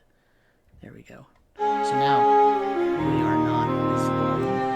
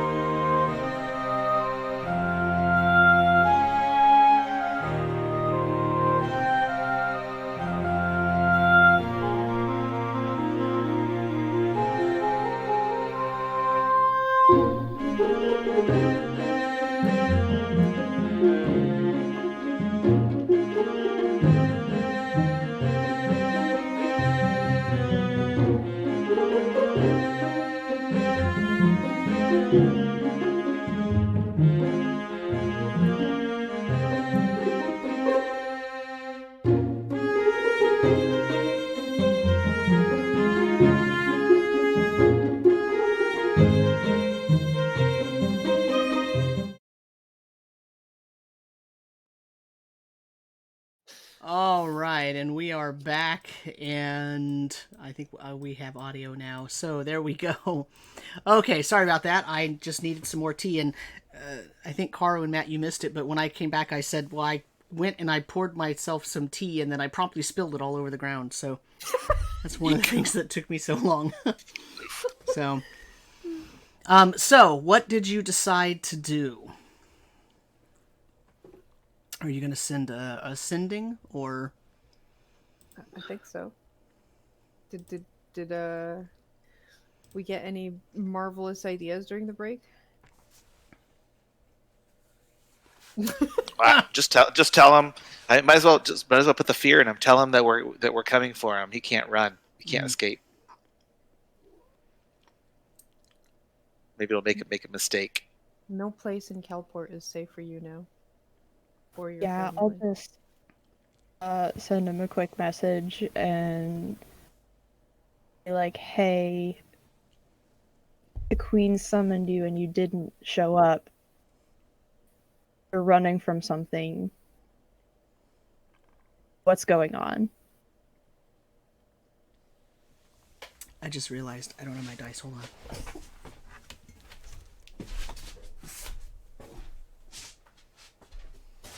Now, why would he need that? Yeah. I got a new sitting standing desk. It's one of those that you can lift up and stand up for a while, or you can put. Yep. And I moved things off, so I didn't have my dice. Okay. That's one reason I really like having my dice in little like display cups on my desk, because I always have dice on hand. I normally had it sitting right there next to the monitor, but.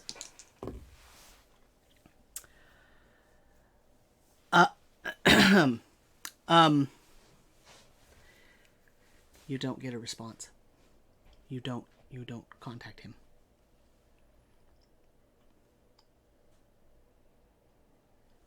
I let everyone know that. As in, like, the person you're trying to contact is no longer living? As in, not, at least not on this plane. You did not. Oh. So if they're not on the plane or dead, you just get nothing.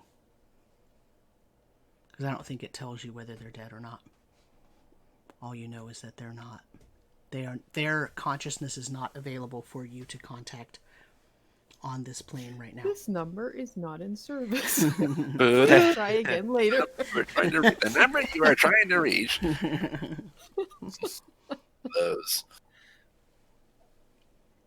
Well, Could you that's not settled. sit on my dice, cat, please? Go put your ass somewhere else. Okay. Great. I'm not sure if that's great or not, but that's what it is. At least the queens know he's either dead or not on this plane of existence anymore. Let's let them know and tell them, he's their problem. We gotta go. Can I gotta go peek go out there. into the hallway to make sure that Our friend is still there. chilling out in the Yes, hallway? he is there, sitting on the ground. Cool.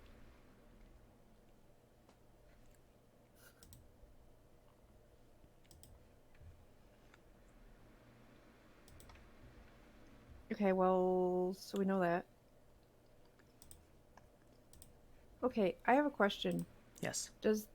To the queen, like the numbers you just gave us, what do you know about them?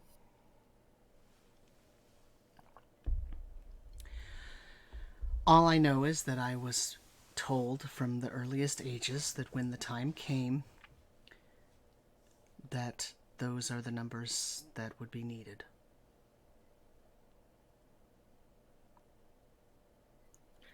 Am I remembering correctly? But She holds up her arm and she pulls down the cloth around her wrist, and you could see that it's tattooed around her wrist. Wow. am I remembering correctly that our sub only takes 4 numbers, or did it take more than 4 numbers? I don't remember taking a lot, but I thought it was only 4 numbers. It did 4, and then there's like a decimal spot. There's a gap, and then there's room for one more. But she's giving us 3 sets of 4. Mm-hmm. Those 6 ones. Maybe you have to. Maybe you have to go to one first, and then the next, and then the next. Well, 6174 shows up all the time. That's the like period of the numbers. I mean, I guess we can try that.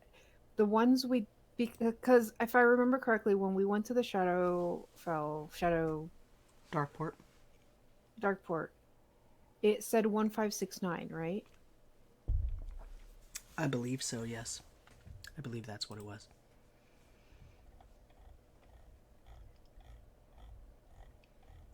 So there's not space for more, like, necessarily more numbers. But that's a better clue, because I was like, which of the numbers are we supposed to put? Because we had to put a number. We had to use a number, I believe, to tell the curiosity where to go. Those are coordinates.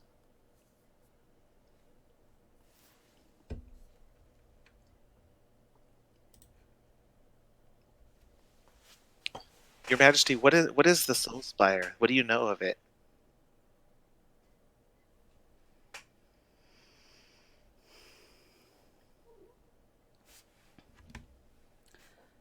All I really know are the legends that I've been told, and that is that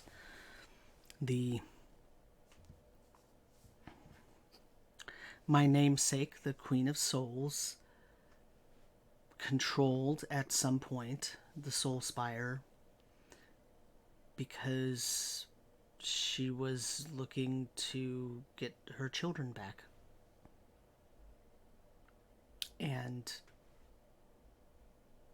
I don't think she was successful, and so had a wrath. Her children were stolen, so of course she was wrathful. But the mythology is unclear. It has not been provided to me in any way that's different from how it has been provided to the rest of the population, other than this set of numbers that I have not spoken until today.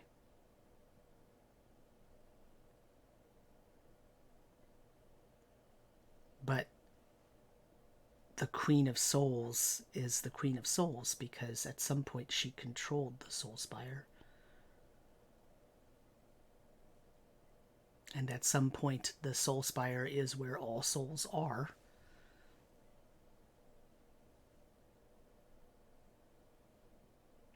Can you briefly summarize to us what you understand to be the cycle that's repeating? What is the cycle?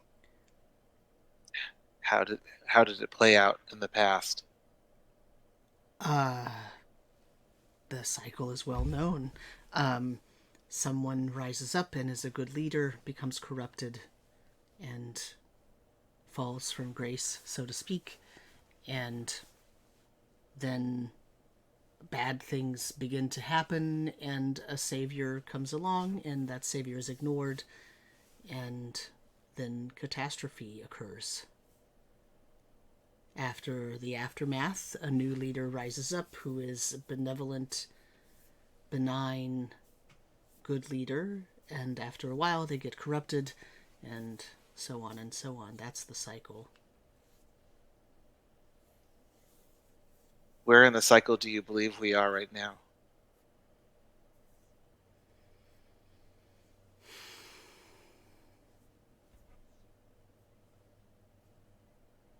Well, we're in the middle of the catastrophe, I think. I mean, the world has been destroyed. The world as my parents knew it has completely been destroyed. That qualifies as a catastrophe.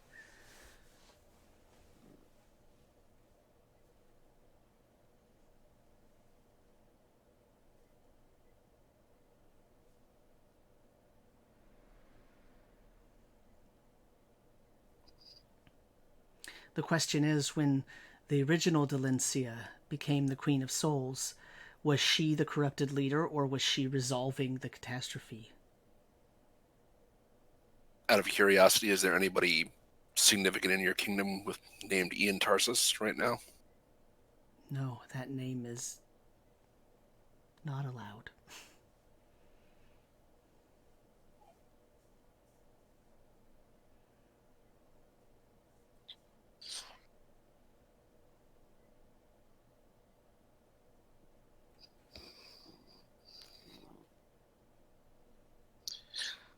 So if you believe that you are to be the next Queen of Souls, does that mean you need to go to the Soul Spire with us? No.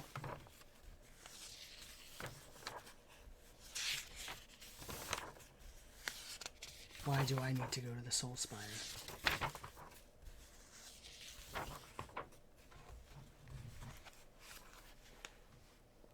I think that would be far too dangerous.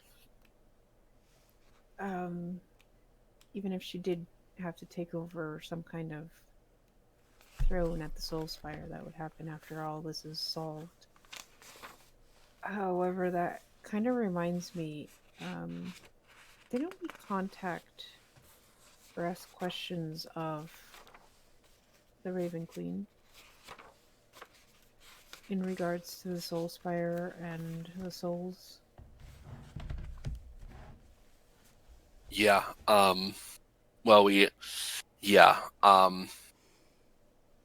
We asked her that did she still have control over souls, and she said yes.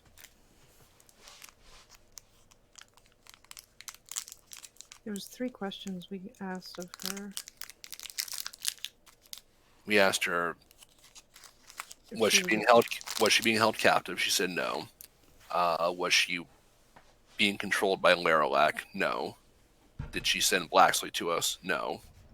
Were she and Laralac allies? No. Did she still have control over souls? Yes.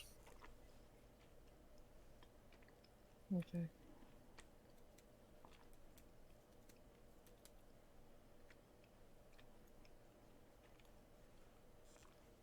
Well, considering it looks like we now know who was the one that breached the castle security, and he has not been dealt with but has disappeared for the time being and is either dead or not on this plane of existence, then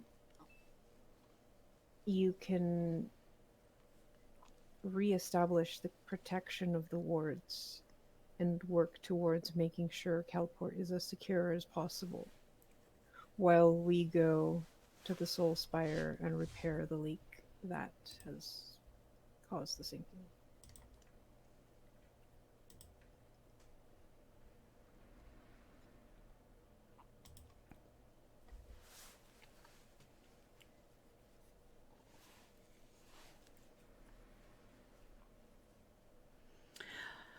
I'm not sure we're going to reestablish the wards. Why not? I don't think it's possible. Obviously, they were breached. When we had a system set up that was intact and maintained for decades. We need to do something different now. It seems like maybe that was Gromolov's primary mission, other than maybe infiltrating and spying and being eyes for Laralac within your court. But his primary mission was when the time was needed to bring down your defenses, leaving you vulnerable for what happens next.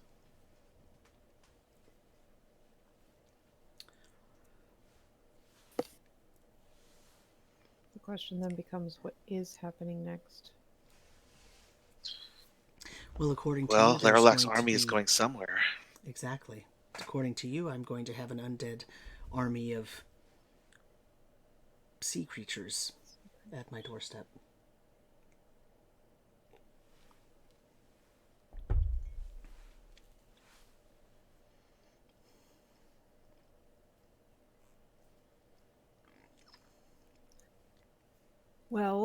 you'll have Rayla the Wise with you.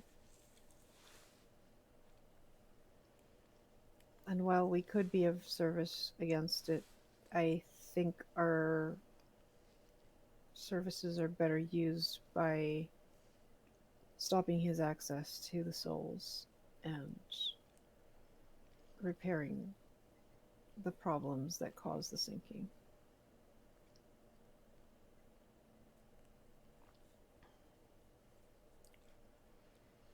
So you're leaving Kalport. For a short time. Hopefully for a short time. Assuming we don't die. Sure.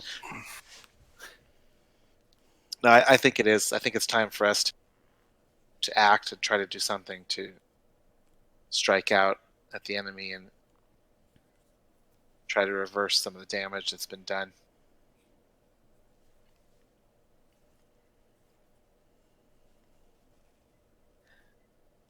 Is there any way to perhaps enlist the Wyverns in the defense of Kalport? We will Good do idea. our best. Now that the dragon is gone, surely they can help. Provided there is a good enough storm to give them cover, I'm sure they will come to our aid.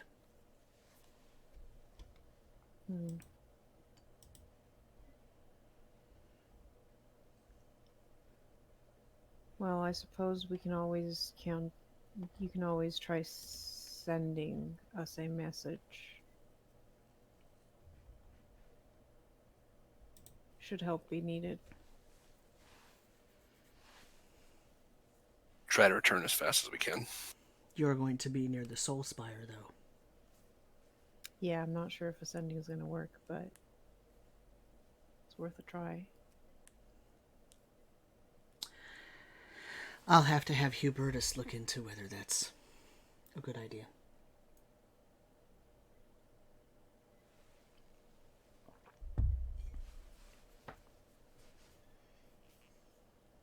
Whether it's a good idea for us to go there or to try to contact us there. To try to contact you there. I already know it's not a good idea to go there. Oh. Me, yeah, that's weird.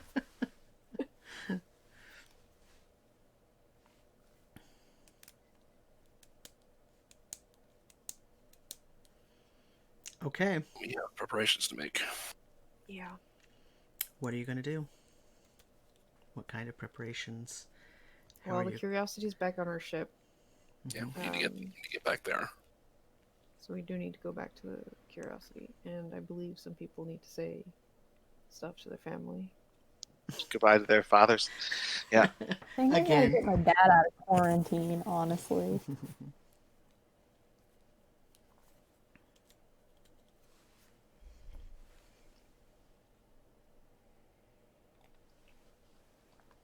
So, what are you going to do?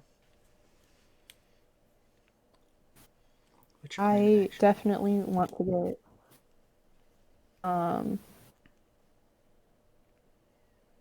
actually give me a minute. Someone else go first. I mean, Marcel doesn't have that much to prepare. It's just to go back to the ship, get in the Curiosity, and bamf to the water. We try those coordinates. Yeah, I'm thinking we try the first set of coordinates and see where it takes us. Yeah. Set it to the water plateau and then set in those four digits and see where we go. So, as you're leaving the room,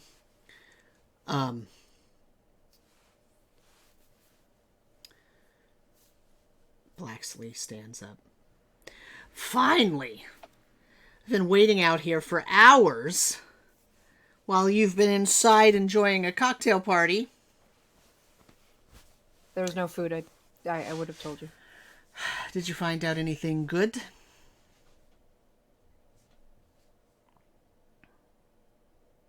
Plenty of things. How good it is, we'll find out. So you're not going to tell me? Where are we going? As you're all walking out, right? How well can you swim?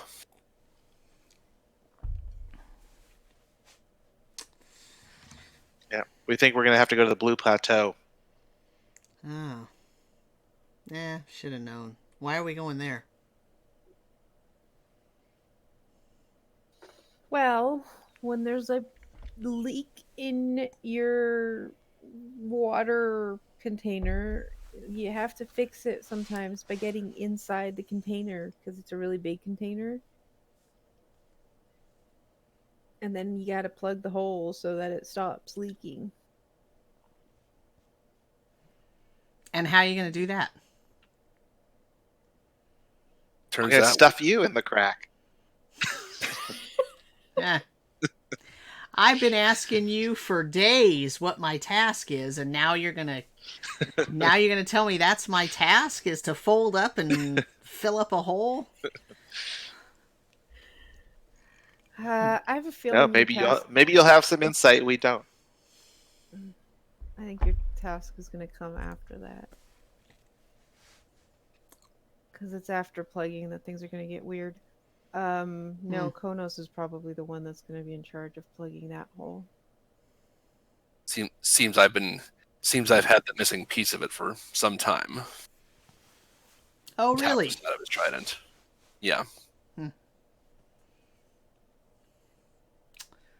Now it's time to put it back where it belongs. I see.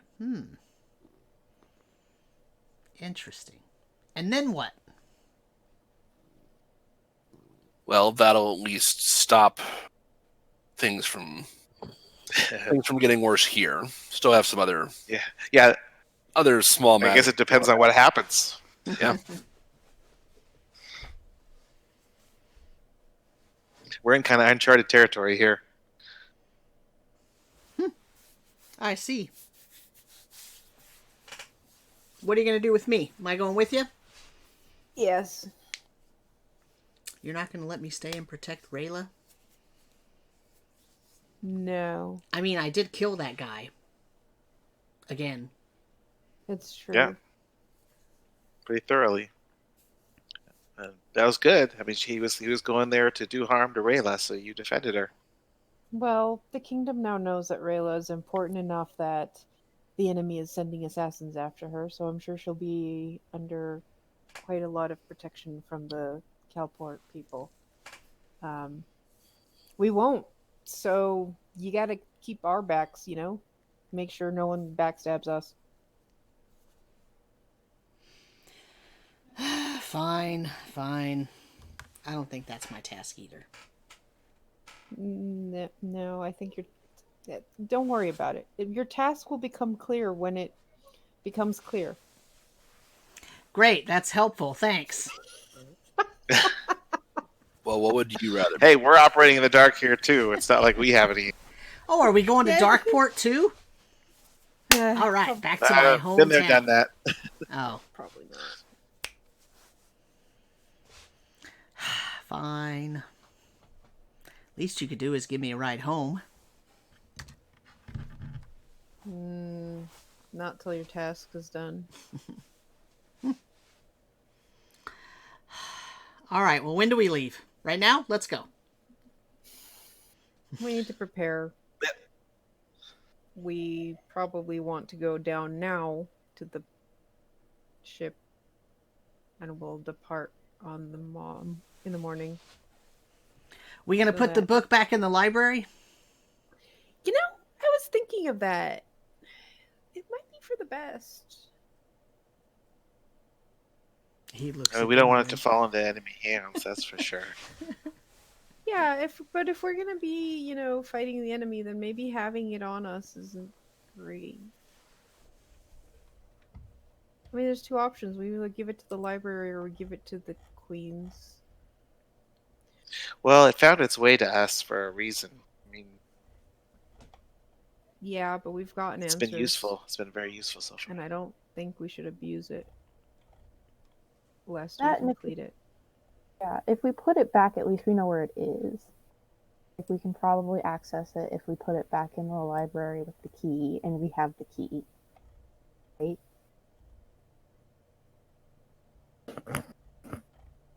think it Do might be safer in the library.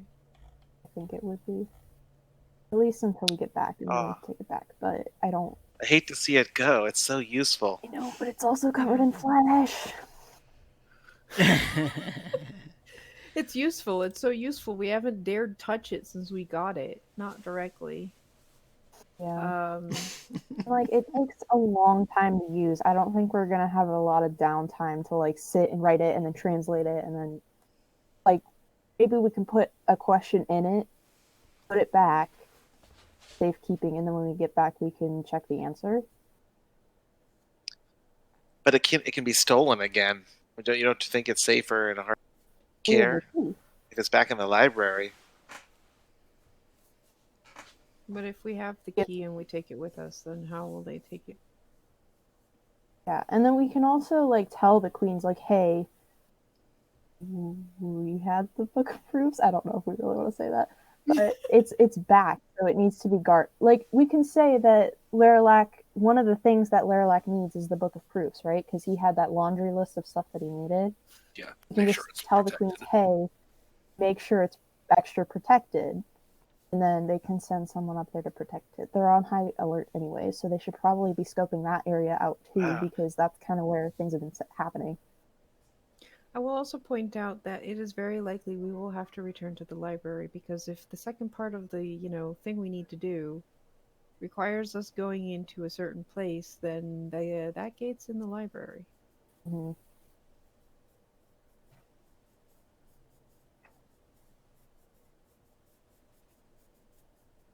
So I'd say leave it in the library. Maybe, drill Mr. Wispy, shadowy person as to how he lost it in the first place. And My God, we could send Gaston to protect it. you could have Gaston protected. He is, after all, now a cleric of Stray Yeah, Goras. one of the two. By the way, you So already can I get know my cloak back? you already know how the book got stolen. And you Nice. know, Yeah, Rayla took you it. know, yeah, you know who stole it. That's what I was gonna say. Oh, Yeah. Rayla- Well, Rayla's the one that stole it in the first Yeah. place. Wait, why? They that's a well, Rayla's really staying good here. question. Don't we want to keep both of them apart? Yeah, but Rayla I was think the it's sort of Put it back, I will point out. yeah. Do you remember what Makodum said where it goes? Do you remember where he said where it goes, where it would be, where its pedestal is? Spire, some kind of spire. It was up.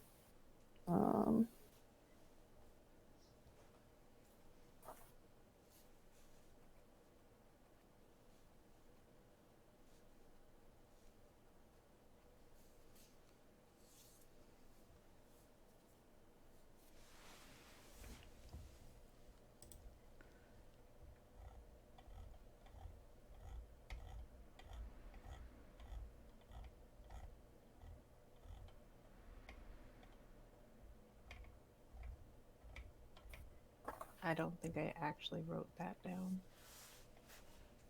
I don't know if I wrote it. I think I don't have that anymore. Wait.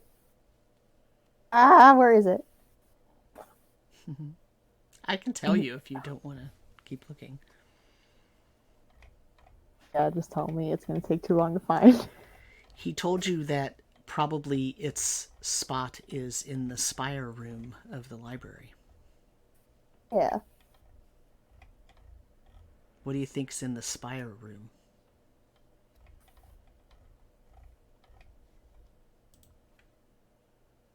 I don't know, but that sounds really ominous. Well, that's the place where there's Like we're supposed to be making a connection and it's just not clicking.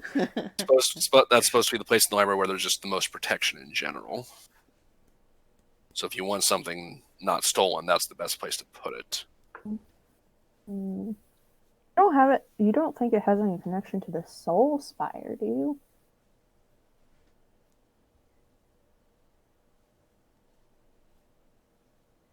There's one way of finding out. Taking the book back where it belongs. I think that's our best bet at this point. if nothing else, let's just see what happens. We put it back. Sure. Axley, what are your thoughts? Ah, No. but I like it. What it can do, it could be very helpful. And if it's out of our control and someone gets a hold of it, I'm just worried that I mean, I honestly also feel like we're the most dangerous people to have it because I feel like we are so close We're the ones that are breaking mucking the around. white axiom. Yeah. Oh, we That's are. why We I said are. I don't think it's a good idea for us to keep using it. Also, Yeah. we're not going to the Soul Spire. We're going to the Well of Capitalis. Because that's where the Aren't they? flaw is. yeah, aren't they close by? Aren't they in the Mhm. same So, place? something. But yeah, I vote let's take the book to the library. It is overdue, and we really don't want to pay late fees on this particular book. But we didn't check it out. Yeah, that's It why made its way to our safekeeping, and we've done a pretty good job of keeping I it mean, safe and no, using it except for good. it used to have a blue binding, and now it has a skin binding. Yeah, If you're well, returning it- Yeah. someone finds a book and decides to put the binding they like on it. It's I don't- fine. I- It's, I don't know. maybe if you rip that one off, it's blue underneath. I worry don't really want to find out. Great. Yeah, it's, Are we all gonna go back to the library, or can I split off and mean- like actually maybe heal some people? Like I've been Keep meaning in mind, to we're do. also talking about putting it here and leaving it here in a place that's about to be attacked and has its defenses down. It's not like it's the most secure, safest place. I mean, right, but we would also be taking it with us into a flooded, broken plateau with possibly Laralac on our tails because he's chasing us. I think Yeah, that's army my might come point. here. Army might come here, but Laralac is going to chase us. I think. I mean, I Not could to be mention wrong. the and library seems to have its own Defense security mechanism. measures. Yeah. Sure, it's been broken because of the whole, things going wonky outside, but if we tell Tavros, hey, this book was stolen once, we're putting it back where it belongs, can you make sure that no one steals it? Surely there's some kind of mechanism that will lock the library from being accessed from the outside. Like as far as Marcel is concerned, that place is like a magical semi-plane of existence that isn't quite entirely physical. It's fair. Like it's not entirely like another plane, but there's some wonky shit going on in there. yeah, the fact that it's just so hard to get around in there in the first place is a defense in and of itself. Mhm. So if we tell Tavros, the protector of the library and the curator of all the books, that hey, this book was stolen from you once, we're bringing it back. Make sure We it's wanna- the most We secure. want to place make to put it. sure that Laralac doesn't get his hands on it.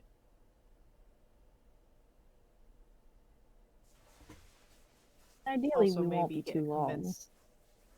Ideally, convince Gaston to help protect the library. Maybe give my cloak back. Provided he has other clothes.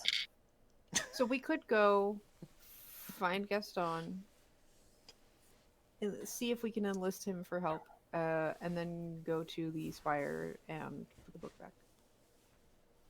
And that is my subcat. Stop sniffing at it.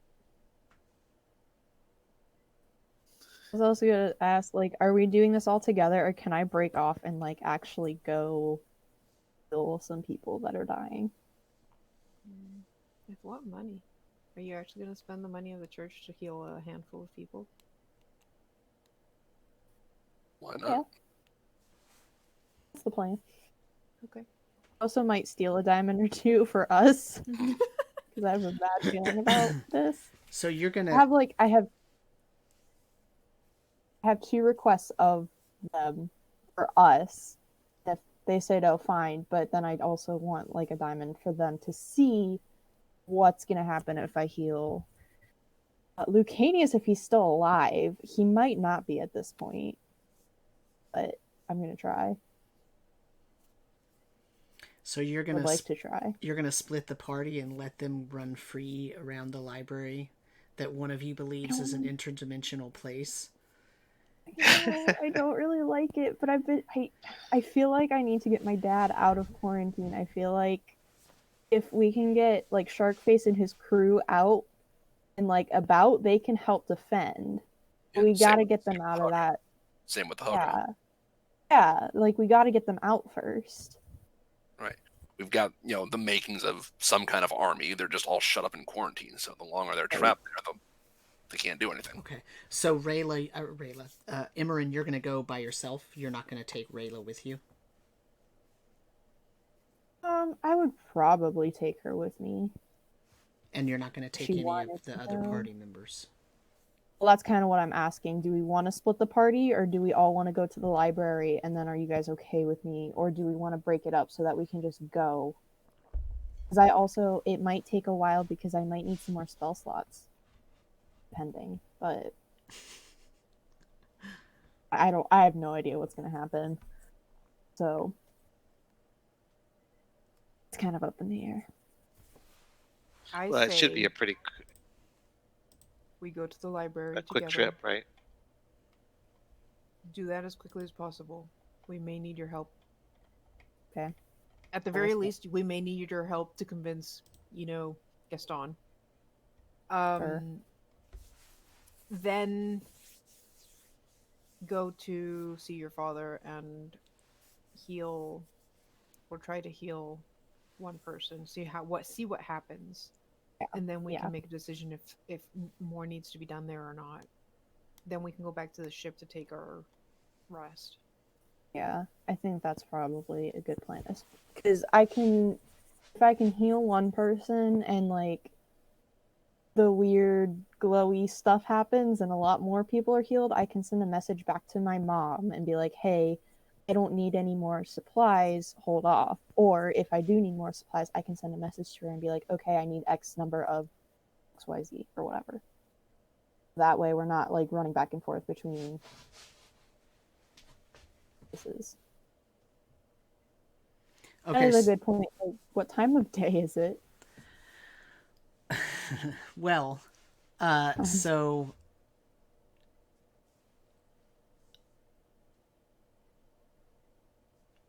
this is still the same day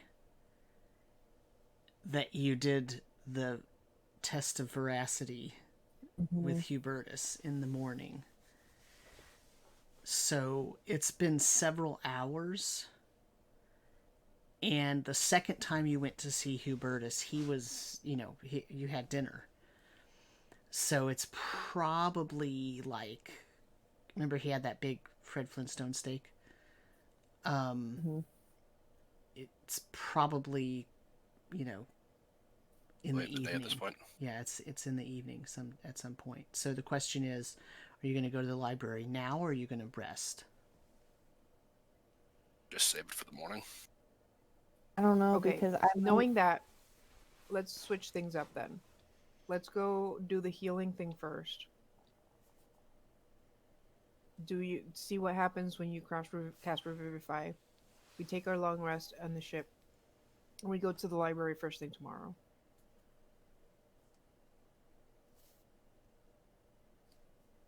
that sounds good to me. Okay, so you're going to go down to the ship, down to the docks, down where the quarantine is, and you're going to try to use what the book told you to heal Lucanius and the other people afflicted. Is that right? I'm going to have to get a diamond first. I would have to stop by The mom's quarters and ask. Yeah. So, she can authorize you to take a certain amount out of the treasury of the Abbey. Okay. At this point, the Royal Manor is still on lockdown, but they are slowly sort of opening up the different, people are doing different things. So everyone on the council is still down in the protected chamber. So she's not going to go herself. They won't let her. Okay. But you can easily have the ability to take things out of the treasury. If it's not too much trouble, let's also try to requisition a pearl. Okay. I've got something that. Yeah, 100 gold. Yeah. I've got something then that can, if nothing else, can help identify all the magic stuff we've got now and anything we come across in the future. Just needs pearl worth 100 gold to use it. Okay, so how much are you taking out of the treasury?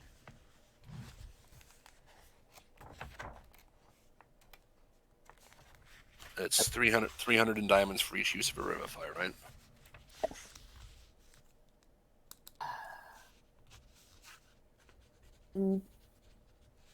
Okay, so definitely the 300 gold piece diamond, 100 gold piece pearl, and then, if at all possible, 250 gold piece platinum rings. So overall, 500 gold worth of materials. That's a lot.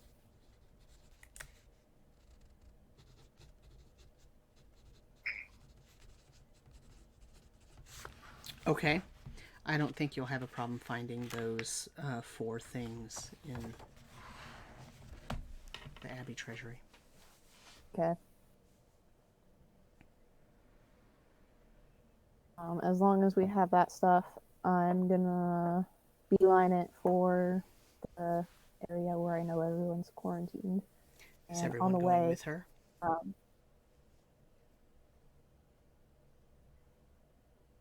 I'll go with her. Axley? Yeah, we'll thanks. go.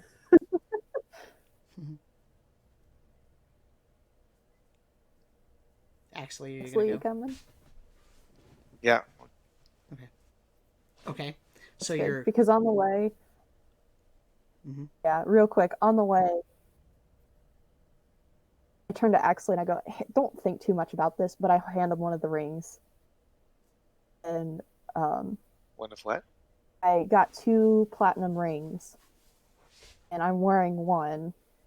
I give you the other one. Say, don't think too much about it, but basically it's for a spell. I now pronounce kind of- you halfling Yeah. and human. Okay. So you just want me to hang on to it until you need it? Just wear it. It'll it's for a spell. If you get into trouble, I can give you some of my health essentially. Oh. Basically, Okay. it not quite, but it'll help you in a pinch if you get too low. Okay, I'll put it on a toe. Okay, that works.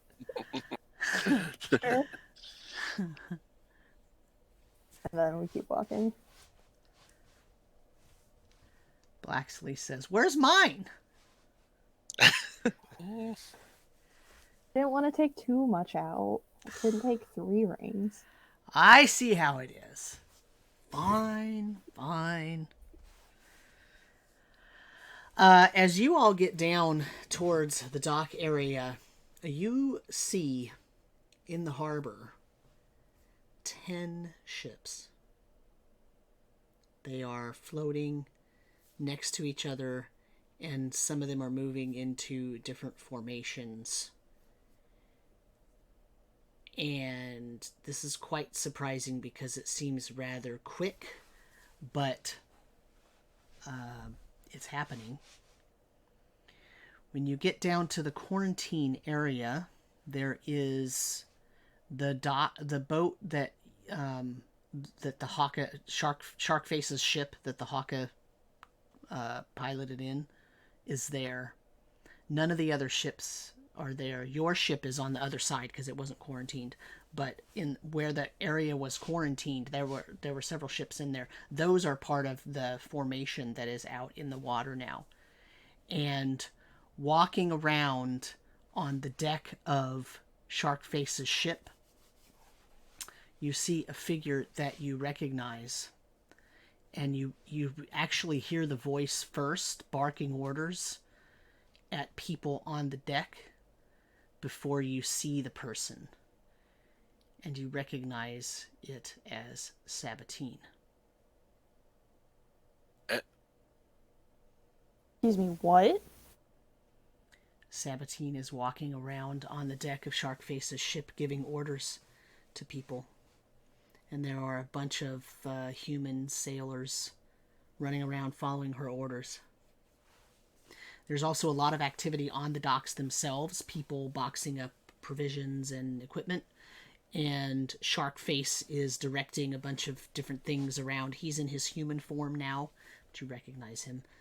And when he sees you coming, he says, are you here to try to get rid of the quarantine stoppage? We're here to offer whatever assistance we can. That was the plan. What's happening? Why is everybody mobilizing? What do you mean? They're raising the Navy. We've got a job. We got a job. Sure. They're going to pay a lot of money. All of my sailors, if you could heal them, they're going to be really happy. Great. Oh, boy. That woman who's on your ship, how long has she been there? Couple hours. She got all those other ships ready, too. How far away is she? I mean, the ship is docked, so she's several hundred feet away, but she's on the ship. You could see her very clearly.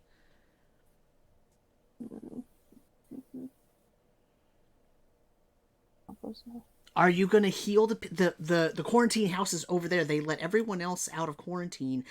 She ordered it that as long as somebody's not physically, visually sick, or say they're sick, then they can leave quarantine. But everybody that's actually sick is still over there in that house over there.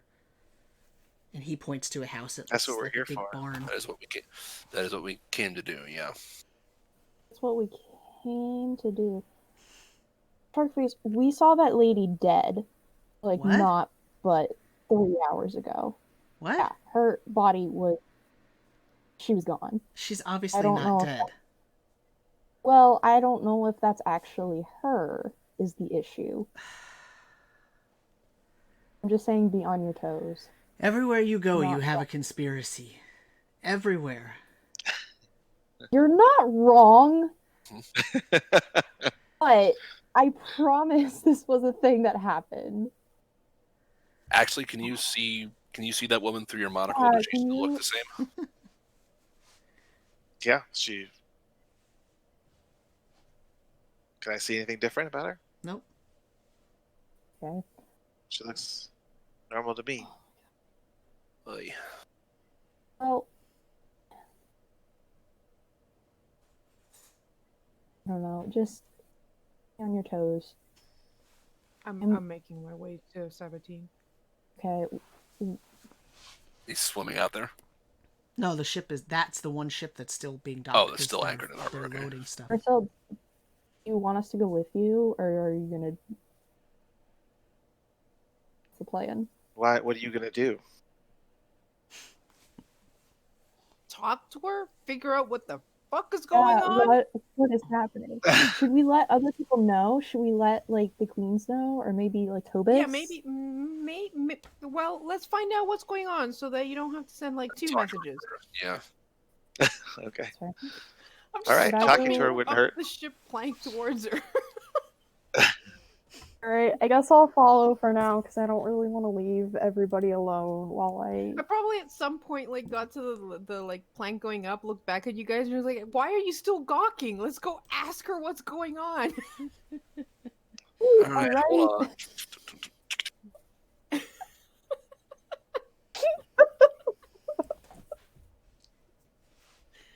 What else are we gonna Oh do? my Just God, I love stand here Marcel. wondering instead of asking? That's Khonnos, what I Khonnos, do is I sit there and overthink things. Khonnos will follow, but just be muttering under his breath. Why can't we do one thing without 10 more things popping up on the way? Like the universe is conspiring against us. Because your DM's an asshole.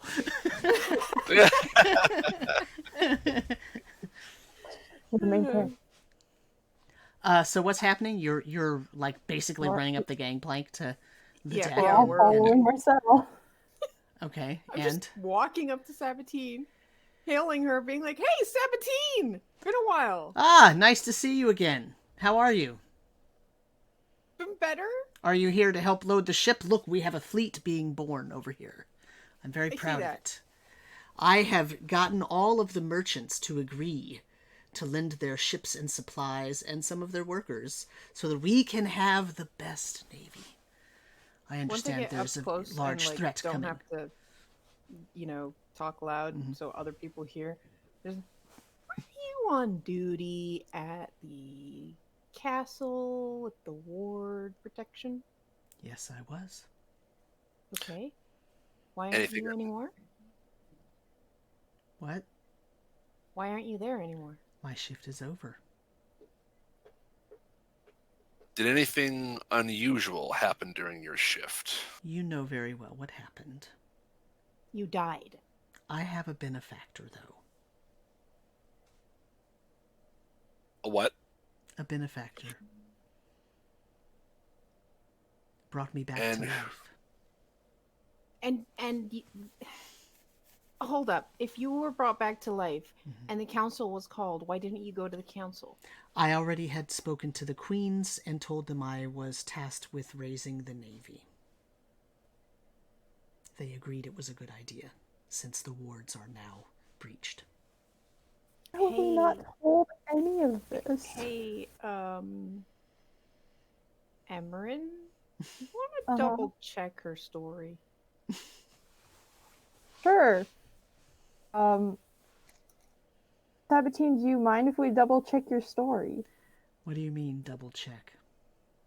with a quick zone of truth? Just say You everything don't again. trust and me? Oh Nope, no, I you was were more dead. asking.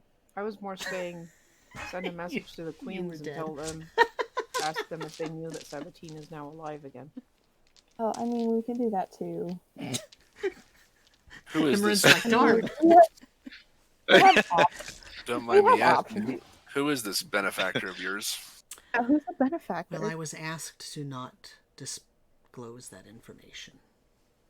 Oh, that is some I would bullshit. inside checker so bad, even though I'm horrible at it. Go ahead. Sure. Oh, can I insight check? Doing too? what? Sure. Oh, can Insight check. Oh, insight. Oh. I get to roll some dice? And that's a 3. That's a one. Oh God, a one. A one. I rolled a 2 and I have a 11. -1. Good You want to lord. know how No. paranoid I am right now? Rolling that 20. What's my insight? +4. 22. Yes! Thank God. Yes! Everything so far that she has said is completely honest, as far as you can tell. Okay. Oh, Going on that, I want to go. Okay, so I'm just gonna take you for your word. I'm just gonna. I like you. Did I mention that? I like you from the moment we met on the street. I like you too.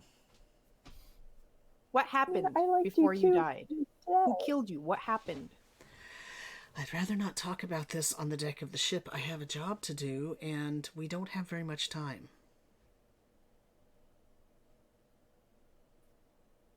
Yeah, that's fair. Well, have you heard that Kromalov has fled? Yes, I was Rama. told. Was it him? Who killed me? No. It was an old man in a blue robe. That checks out. Fascinating. I didn't really Um, think it would be him. I had a bad feeling. Okay. Well, I'm probably gonna go get you more sailors if I can pull this off. So, if you guys want to stay here and chat, you probably can. Message me if anything happens. Otherwise, I'll be over there. How far are we from the quarantine zone? Not very far. I Oh. mean, that's where the ship was docked. Then It's- 120 feet. Yeah, not within Okay. 120 feet because you're on the ship, but not far. I'll Okay. just scream really loud. I'll go with you. Okay. Yeah, I'm gonna go. Yeah, I'll I stay feel with like I need to get this done. Stay with Sabatine. I'm still kind of disconcerted, but I know that we know for a fact that Revivify is a thing. It's just expensive. So Are you It's going to expensive. help with setting up the ship? Is that why you stayed behind? Sure, why not? Wait, is this our ship? It's Sharkface's ship. Oh, where's our ship? On the other side. Remember that they directed Sharkface's ship to the north end of the dock because the quarantine. You're all the way on the south side. Right. So our ship is our ship being prepared for this as well? Nope. Oh. Okay. I mean, we could stay and help. I kind of think, well, there's not much we need to prepare in terms of the curiosity. Yeah, we're pretty much going to leave our ship here. Yeah. We could have our ship aid in the blockade. Yeah, I mean, every ship's helpful, I guess, especially if we're not going to use it. Yeah, I'll ask Sabatine if there's any particular reason for our ship to have not been included in the blockade maneuvers. They wouldn't commit without the okay from their captain. Yeah, that's fair. What about the Hokka? Well, this isn't their ship. They're the ones banning it, though. No, I have sailors to do that. Okay. So what are the Hokka doing? They're out around town. I mean, I'm not keeping track of them. All Got 400 sailors. of them? Pardon? They were in the quarantine area. I'm not keeping track of them Oh. personally. I'm setting up the Navy. Wait, they quarantine every single... Yeah, like 400 Hokka and like 15,000 ships from them. And I'm exaggerating, of course. And you're not using those? We brought them for a reason. They're here to help defend They the wouldn't city. commit, and I'm not interested in pressing people into duty. They said their leader was not available. Great. All right. Well, you continue doing your good job. I'm gonna go talk to Khonnos. He is now. He's right over there. Yeah, I know. I rush over to where Khonnos was going with Emmeryn. Sabatine looks at Axley and says, "What do you think, Axley? Is this a good job?" Absolutely. I think it's going well. We're going to need every ship. Let us know if we can help in any way. I mean, I think the threat is going to come from the sea, most certainly. I think so too. Good to see you walking around. Mind any more knives sprout from your back? Yes, I'm very careful nowadays. Understandable. Well, let us know if we can be of any help. I will do so. And she turns and... Is everybody else wandering off? I guess... Because she I wanna turns go and see what she's happens already... with She's Emmeryn's now spell. barking orders at some of the other people again, so... Yeah, I raced after Khonnos and Emmeryn. Once this is over, I'll want to round up, just send out word to round up the Hokka and have them commit to supporting the naval blockade with basically everybody they can get. Yeah, Okay. I'll basically catch up to the two and be like, "Hey, Khonnos, so your people are being like, we won't follow orders unless it's from our leaders. You might want to go talk to them. I can go with Emmeryn." Fair. All right. I will go do that. Oh, I've got to see what's going to happen when Emmeryn casts the spell. I'm definitely going with her. so Okay. cool. An audience. That's what I wanted. Yep, you've got two tiny people watching you. So... Alright, cool. I need to look at something real quick.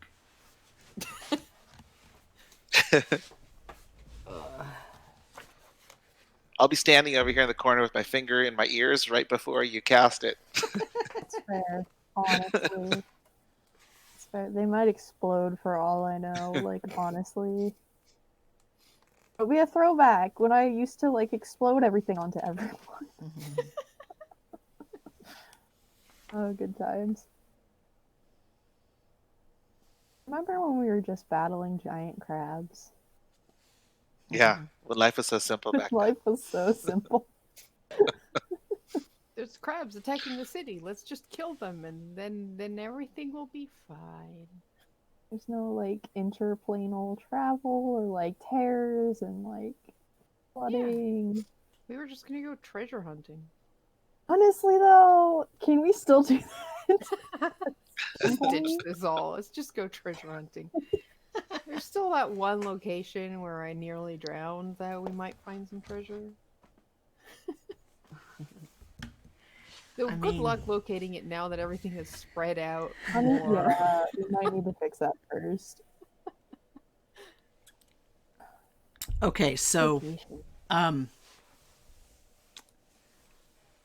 I need a. Well, first I need to. So when you walk into this room, it's this big sort of barn-shaped building, and it's really, really large, and just laid out on the floor on these pretty thin mats everywhere are all of these people who are sick and dying. Lucanius is there. Several goblins are there. Several sort of half crab crew members are there. And then there's just several humans and halflings and dwarves from around town that are there that are sick or afflicted with something. So, you know, how are you going to go about this? What are you going to try to do? I've had this planned out for so long. All right. Oh my god. I'm pinpointing Lucanius.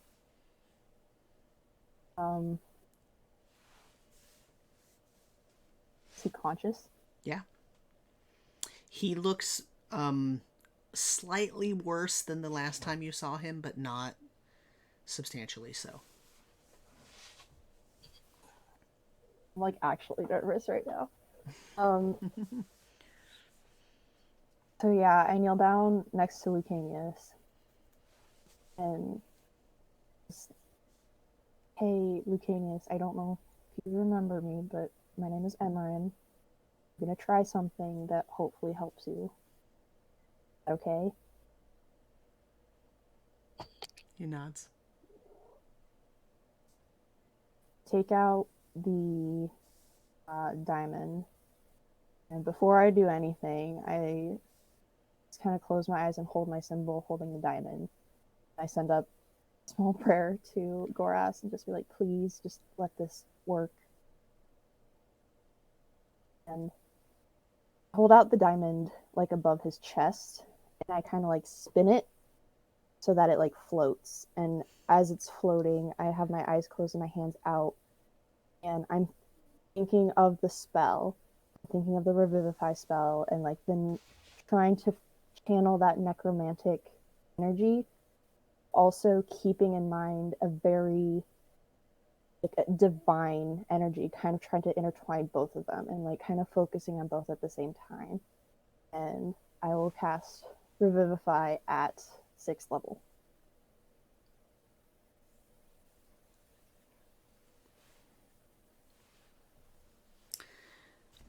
I need a wisdom saving throw. Okay.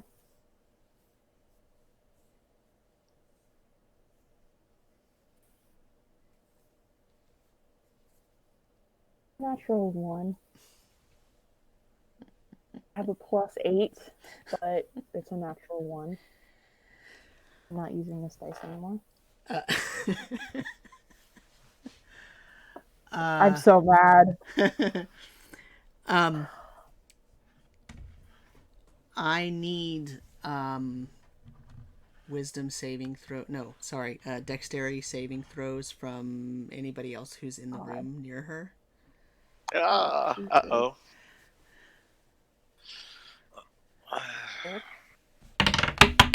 Oh, I'm so mad. I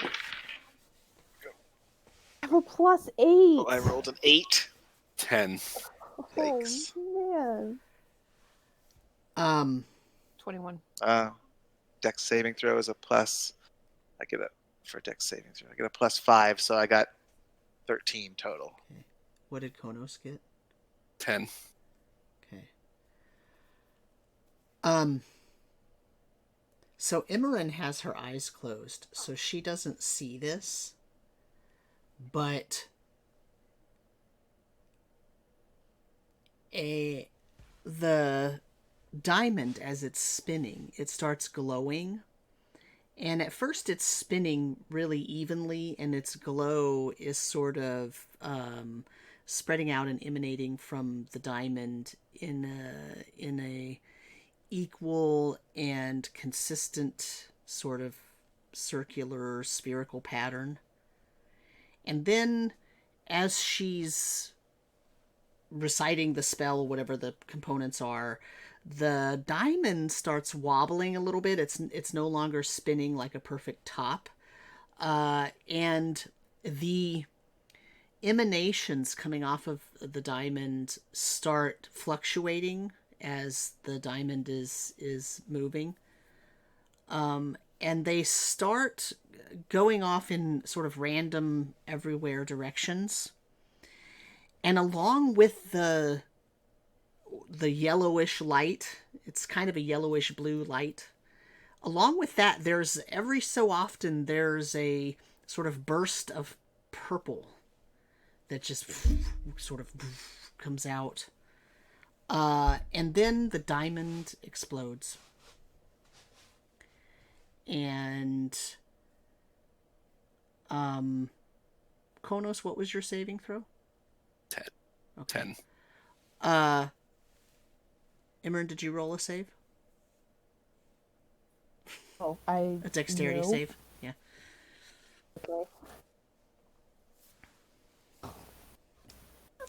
Okay. 19. Okay. Come on. Could not be my wisdom.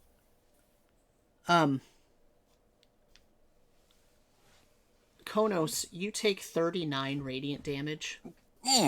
Oh, shit. Ow. The rest of you take half damage, so 20, 19 damage. Radiant. Ow. 19? Radiant. So 19. Oh, God. And you're sort of all kind of blown off your feet, right? Oh, yeah. And as you kind of get up and try to figure out like what happened, you see Lucanius sitting up, like he's no longer laying on the ground, he's sitting up and looking around. And his head is no longer a crab. He actually has a human head now. And his shoulders are still have like a crab carapace, but it's like slowly fading away, and as he's moving, he's sort of moving around, and you hear his joints kind of popping, and when his joints pop, kind of water kind of flies off of him, because, you know, he was a crab. Several of the what were goblins are now like awake and shaking their heads. They're no longer goblins, they're like halflings and half-elves and humans. Oh. That's good. Except for the 20% of them that were killed. Yeah, that's what I was waiting for. So of the 100 or so individuals that were in there, about 20 of them did not withstand the process. But the other 80, by all... Yeah, they're fatigued and tired, and they don't have a ton of hit points, you know, mechanically speaking. They're probably... Yeah. They probably got 3 levels of exhaustion, and they're, you know... Yeah. They probably, you know... They don't have hardly any hit points left, but after a couple of long rests, they'll probably be fine. Dang, okay. wow. So that I'd say that's a success. care of that. Sorry, everyone. I cast a quick cure wounds on Khonnos because I feel really bad. He seems to take the brunt of the damage every time one of you screws up. Yeah.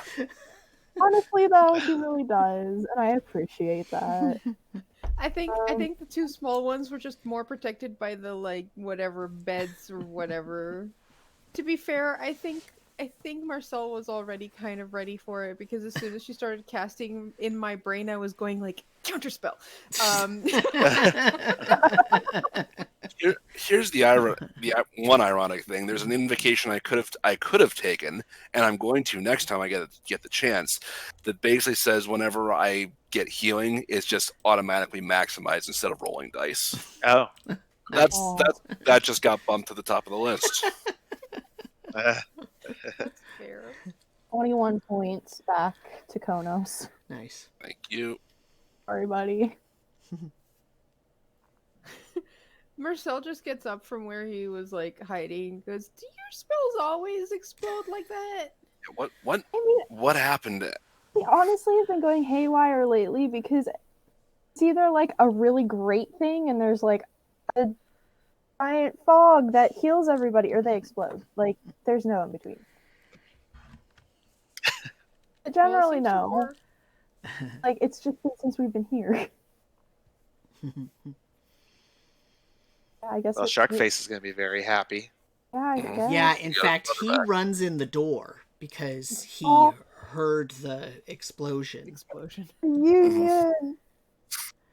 But he runs right over to he sort of runs in and looks around, and he immediately sees Lucanius, and he runs over there and gives him a hug. Aww. And sort of stands him up, and when they're standing next to each other, you can immediately tell that they are definitely brothers. They're almost twins. But you've never seen Lucanius in his true human form. And they're sort of talking, and you could tell he's really tired and whatnot, but he's alive and he's talking. So exciting. All right, I feel accomplished. At least a little bit. Let's go kick Lilac ass. Several other people Probably run not in. today, though. Several other people run in from like the outside. What happened? What happened? Making sure that the building's not going to collapse because of an explosion, and yeah. So they're noticing that some people are dead and some people are alive and sitting up when they weren't able to do that just 2 hours ago. So yeah. It's a miracle. Praise Gorath.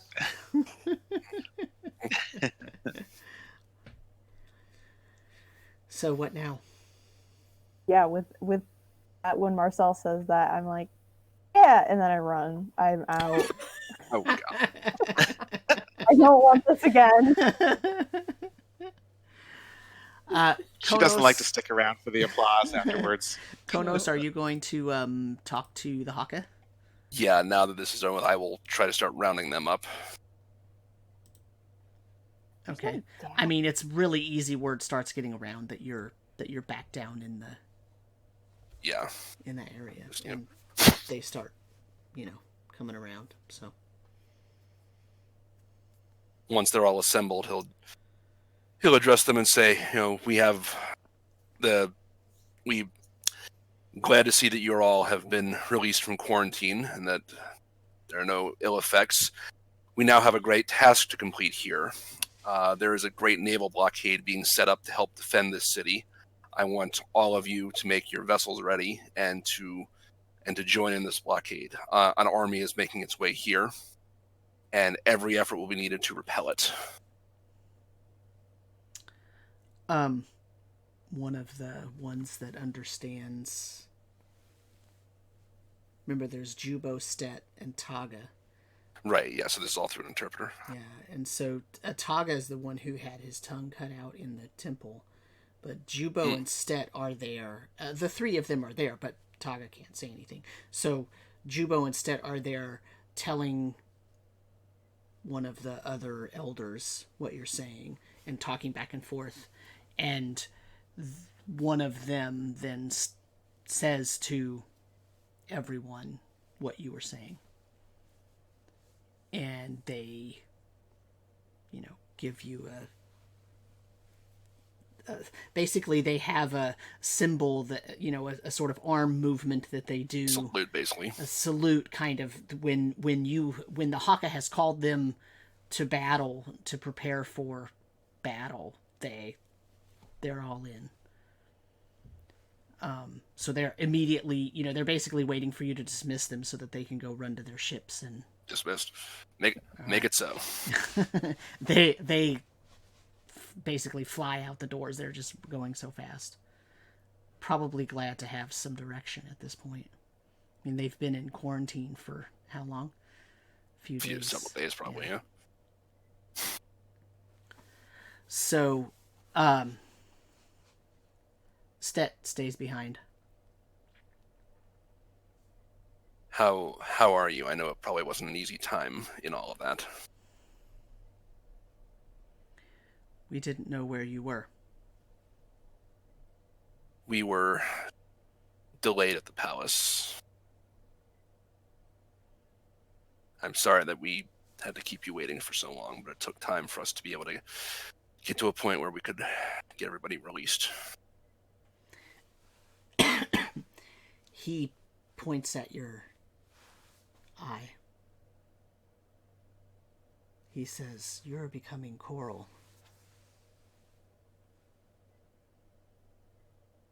I hope not. But is there anything that can be done to stop it from spreading or reverse it? No. You want to reverse that? Why? The coral is the great sea father. Oh, right. It just shows how we were right in choosing you as the Hokka. And he bows to you.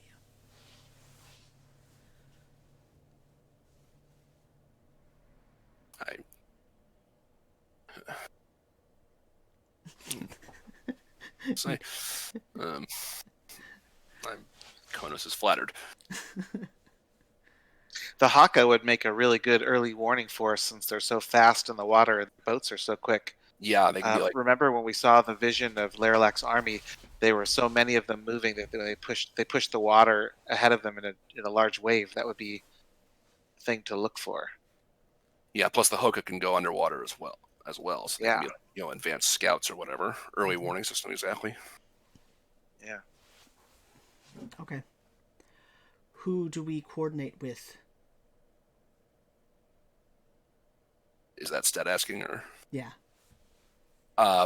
Sabatine will be the one in charge of organizing all of the ships vessels. So report to her, and I'll let her know that the Hokka are joining, and that you'll be the one to pass messages back and forth as far as orders being given and set up and whatnot.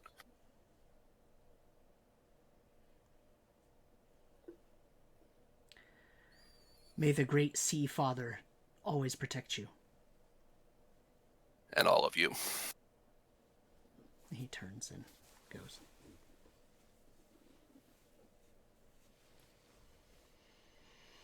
There's now 400 Hokka storming the docks, Nice. jumping into their boats. It's got to be a sight.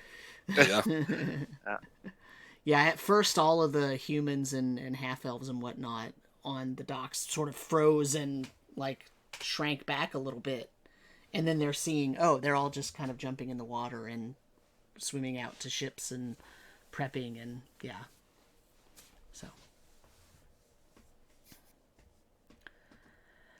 Okay. Now what? Now we go back to our ship and rest. Yeah. Yeah. At some point, Emmeryn is gonna look for her dad. Okay. At some point. I mean, you can probably find him in the quarantine area. Either that or he's at the Royal Manor, because, it's possible that when Sabatine started releasing all the quarantined people, he went to the manor.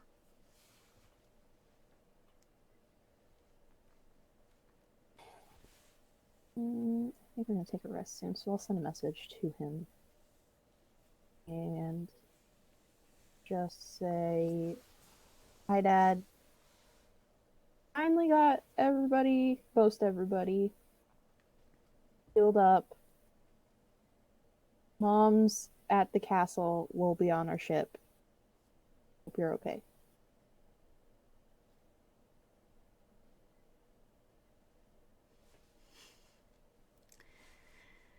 He says, "You're leaving without saying goodbye in person." Another message. Dad, we're not leaving yet. We're just sleeping on the ship because it's closer. I will come back and say goodbye.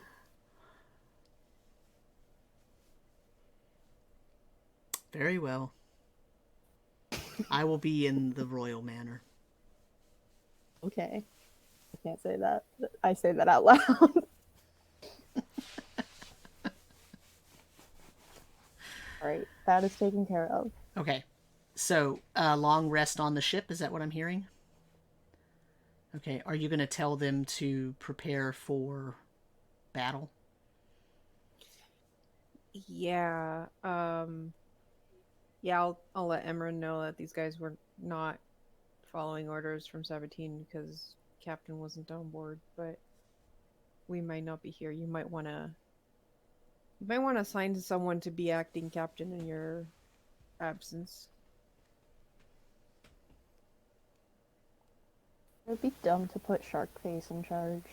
He has his own ship though. No. I still just have... I'm super paranoid, I know, and I'm really sorry, but I don't trust Sabatine right now. That's fair, and 17 probably has her own ship or ships to worry about. Where's my ship info? Oh, there it is. I mean, we have people.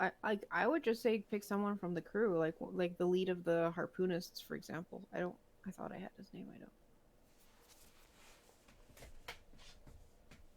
Yeah, I mean, I And guess... some of the Hokka could man the ship too, right? They could. Yeah, but I don't think these guys would want to take orders from someone they can't even understand. I Yeah. would honestly make it like we need to we should know by now who we can trust to command the ship From our own crew. from our own crew. Like, I wouldn't want Yeah. someone from outside the crew to be acting captain in your absence. I would want someone from the ship that has proven themselves. Jeff. His name is Jeff, I think. Mm-hmm. I have It a is. crewmate named Jeff.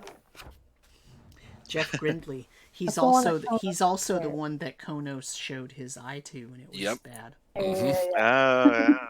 Yep. Might be a good Guy. one. Yeah, just tell him, hey, we're gonna be gone, so we need you to be in charge. Follow Sabatine's orders within reason, but like keep an eye on her because there's this lingering doubt. But in general, just help protect the city. I mean, everyone on the ship is from Trastenfen, isn't it?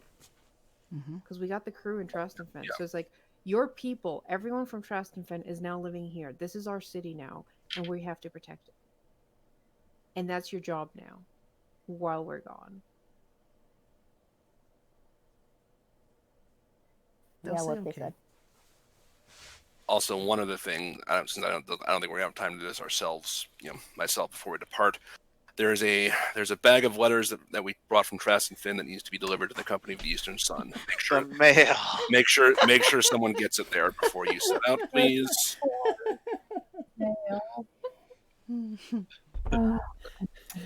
Just find one of the like older cabin boys and just be like, I have a very important mission for you. You have to get this done as soon as possible. Just shove a bag of mail in his hands. I'll just drop on his head here. Dang it, Matt! You ruined the end game. You were all going to come back to Kalport and finally deliver the mail. Oh, The final act. well, Better late That was than gonna never. be the end thing of the campaign. Just, yeah, oh my yeah, apple here's water. the mail. Yeah. Mail. Oh, No, I'm just man. kidding. So okay, so you can do that. You can give it to one of the younger sailors or something, and Just impress upon this young sailor. It's like, this is the most important mission I can ever give you.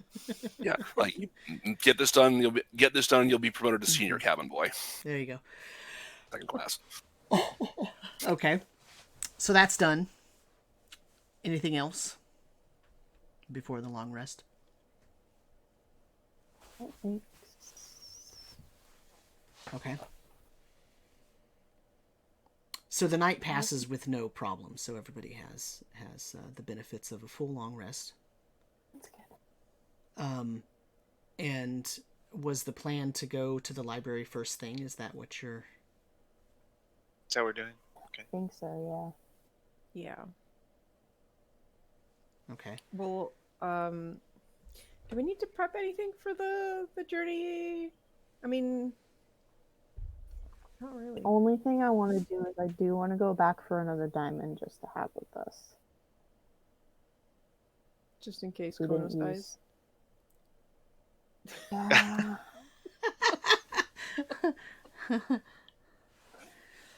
I mean, let's be real here. It's either Khonnos or Emmeryn, and if Emmeryn dies, there's no bringing her back. Considering last time we like attacked Coral, it hurt Khonnos too. I don't know what is gonna happen. Oh, we're not attacking Coral. Let's not attack Coral. Yeah. We're here to plug Coral. We're here to repair Coral, not plug. Anyways, yeah, that's a good idea. Dogs were Coral. While you Yeah. go get your gemstone, you're probably gonna want to say goodbye to your parents so they don't Yeah, that's the plan. yell at you. But do we want to go to the library first? Yeah. So breakfast Okay and then with it. library. And then Okay. are we leaving And when after can you do your identification spell? Anytime. I mean, it takes 10 minutes every time I do it, but I mean that's something I could be doing overnight. So yeah, like any items you have that you want more information about, let me have them. Let me spend the night Okay. with them, and And I'll the- basically get them done. The fork. And you can use your robe of eyes again too if there's someone want to be able to see out. Yeah, I could try to track down. Kromov. Yeah, sure. See Also, where he real is. quick, question: does it take time to unattune from an item? Or can you just like take it off and be done with it? That is a good question. I think I have a house rule about this, but let me look up the regular rule. No, it's weird, but this ring I have will attract really bad things when we're in the blue plateau, so I need to take it off before we get You there. just turn to it and say, "This really isn't working out. I think we just need to be friends." From the No, list not of that things, ring. Different. from the things we have that we haven't identified, I would suggest the leather bag with the beans, the beaded magical necklace. Do you think it'll help us identify like each individual bean? I don't think that's how it works. Assuming, because I have very big suspicions as to what the leather bag and the beaded magical necklace is. But that's We already my know what the knowledge. leather bag of beans is. It's the bag of beans that randomly has random effects when you plant the beans. Oh, did we figure But that I out? have the necklace with the we found that out. Oh, okay. We have the necklace that I have the necklace with the pearls, but we don't know what that is. Yeah, we have the the beaded- incense. The incense was the other thing. There were like Crab some weird fork. looking candles. What did you say? Crab. The crab fork. The crab fork would be good. Did we ever figure out the command word for the javelin of lightning? Yeah, it's etched into the side. Like- We gave it to someone to use. Yeah, you gave it So- to Jeff. Okay, because I had it Yeah, that's right. written down that it was missing the command word, like it had been scratched out or something. Okay, so never mind. Of the 4 rods we have, I think there's one we've never used. I think it was the one that says silence on it or something like that, or stop. Well, One of yeah, the two. but that was pretty obvious. I mean, we could double check. It says dark and quiet, I believe. Dark and quiet. Thank you. Yeah. Which I think is just gonna like area of darkness and silence at the same time or something. Yeah. I mean, what would be interesting is doing it on the cube-shaped sigil-covered thing, the Rubik's cube of arcane symbols. We kinda thought we knew what it would, but having a like definitive answer would be good. Okay. And then there's the box with the 12 tapered red candles. Yep. So there are several ways to unattune from an item. Most of them have to do with placing it more than 100 feet away for like 24 hours or doing whatever. But the voluntary disattunement is take a short rest, concentrating on not attuning, like de-attuning yourself to that item. Okay. So Probably basically not. it's voluntary, right? Yeah, I'll do that like before bed. Or Yeah. something, just So have like an hour-long talk with the item and be like, yeah, this isn't working out. It's not you, it's me. Not you. well, it's Yeah. been a really good item. It's just it tracks really bad things in the place we're going, and I don't really want to fight all those really bad things. You know, like you've been a really good item because that's the one that like did the wall of ice for the T-Rex. That's how that happened. Ugh. It's a really good item. Yeah. But on the Blue Plateau, it will attract very nasty things. Yeah. Yeah, it's so cool. But unfortunately, it is not going to be helpful for us there. I wonder if my sword does anything special on the Blue Plateau. So it has been 3 days since I cast Divine Intervention. I am keeping track. Okay. I want that back. The command word for the Javelin of Lightning was zing. Oh yeah. I remember that now. That's right. Also, we are going today, right? Like, as soon as we're done Yeah. the library, That's say the goodbye, plan. and then That's the plan. Yes. and prepping spells for the day. That's why I'm wondering. Oh yeah, let me prepare spells. Oh wait. So what are you trying to identify then? So I'll do the crab fork, the beaded magical necklace, the tapered candles, the dimensional cube. With, if possible, with the help of Unseen Servant, which I can now cast, the sword that's giving us all the creeps. With the idea being that the Unseen Servant will hold it. I have a slight question about that. Identify, doesn't it require touch? Hang on. Yes. You'd have to actually touch the item. Actually touch it. Okay. Oh god. And I can't wear gloves, can I? Alright, well leave that one off the list. Drat. For now. We're 'Cause the last so thing- paranoid of that thing, we 'cause don't the even last- want to identify I mean, it. well, because I do. I just, the last thing I want is just is before we go off on a big Michelin is just to be possessed by a crazy sword. Yeah. Yeah. Yeah, that's one problem with identify. Yeah. Water So walk. so you were doing the crab fork, Mm-hmm. the beaded necklace, Yeah. the cube. Yep. And you're not doing the sword. Correct. And But the box of And the candles. tapered candles. Yeah. Box of candles. Okay. All right. So the easy ones. 4. The beaded necklace has 5 active beads on it, and they are beads of force. Alright. So Do those have to be kept together or can they be split up? no. So what happens is you take one off and toss it. I believe. Let me just make sure here. I did adjust this a little bit, but I want to see what the original was. Okay.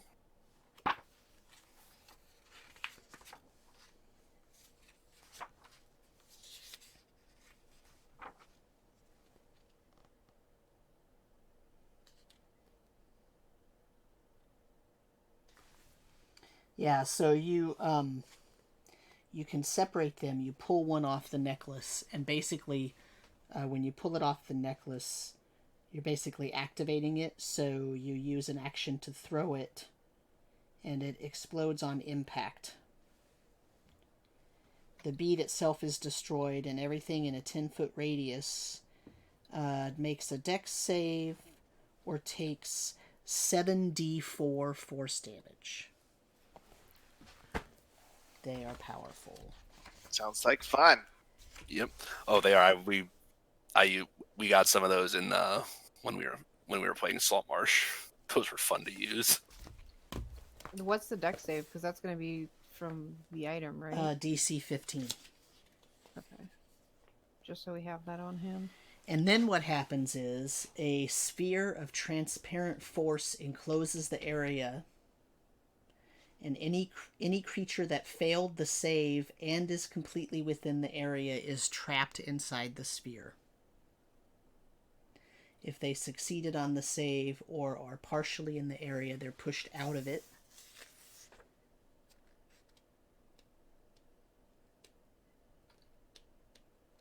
And if you're trapped in the sphere, you can actually push on it to cause it to move. But you're always within the sphere, so it basically becomes a giant hamster ball. Yep. And no attack can penetrate it. Actually, you might like these, but just be very careful not to drop it. Yes, do not drop it. Yes, because you can do more than one at a time, and it will amplify the effect. So is it 7d4 per bead used? Oh. No, it's if you do one, it's 7d4. If you do, because remember I said these are kind of special. If you do more than one, it has a times modifier. So I roll a d10, and it's going to multiply. Right. Cool. Awesome. Careful with those. Yes. Just don't drop the necklace. I mean, we've been careful with that necklace because we thought it might be dangerous. We just didn't know exactly what it did. I thought it might be a necklace of fireballs. That was my guess. I was actually thinking necklace of prayer beads.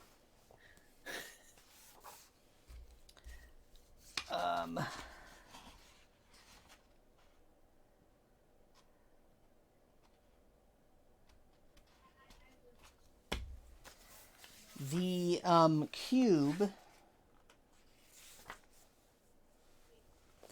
is a cubic gate. It's a cube 3 inches across, which radiates palpable magical energy. The 6 sides of the cube are each keyed to a different plane of existence, one of which is the common plateau. The other sides are linked to plateaus determined by me, the DM. You can use an action to press one side of the cube to cast the gate spell, opening a portal to that plane. Alternatively, if you use an action to press one side twice, you can cast plane shift and transport the targets to the plane keyed to that side. It has a number of charges when it is complete, but this one is broken. Remember, it's missing a side. Yeah, it's Right, missing the Blue Plateau side. Or at least we think it's the Blue Plateau side. So does that mean it has, what, 5 charges? It has 5 sides, it has 3 charges, but 3 charges. you don't know how many charges are going to be expended by using it because it's broken. So it may not work as intended. I'll hold on to that for now. A good panic button. Yeah, I mean, it's a good get. It's a good get. Try to get back home in case we need it. Yeah. I also have another panic button if we need it, just finding that out. Yeah, you're now like a level 12 cleric. I have, the Word of Recall. So before we leave, I'm going to designate the Temple of Goras as our little go-to spot if something bad happens, and I'm going to keep that spell prepared in case we need to bamf back home really quickly. So don't go pressing broken buttons. So the candles have the eye symbol on them, Yeah, that black eyeball. and they're tapered.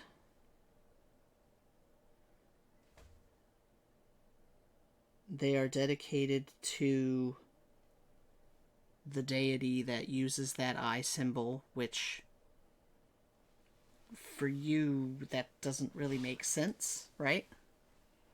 Because you don't think of anybody using that symbol that you know of as a deity. So that's a little bit weird. But normally this type of candle is dedicated to a deity, and when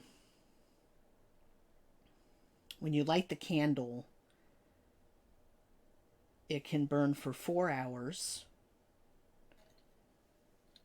While it's lit, it sheds light like a regular candle in a 30-foot radius, but any creature within that light whose alignment matches that of the candle, and the candle matches the deity or its symbol that's on it,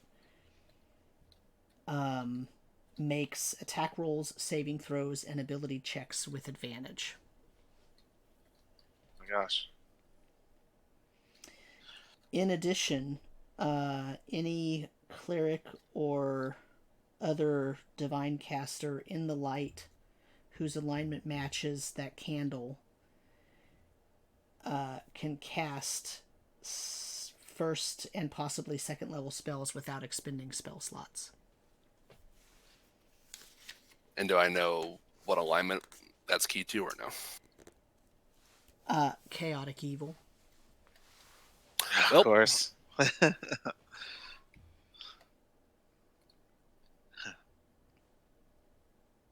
Also, you know that there is a secondary power that can be utilized with these candles. Having cast Identify on them, you know that if you light 2 of them, and before doing anything else, you combine their flames, you can use that to cast a gate spell. However, we can't use it. I like how so many of these that we got from that one particular ship let you gate somewhere. Yeah, lots of teleportation. Huh? Seems like that's a theme.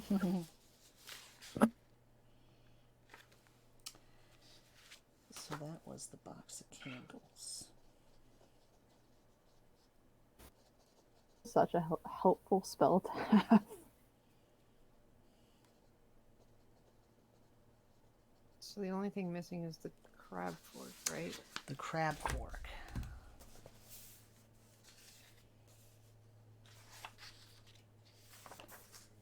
Let me find it.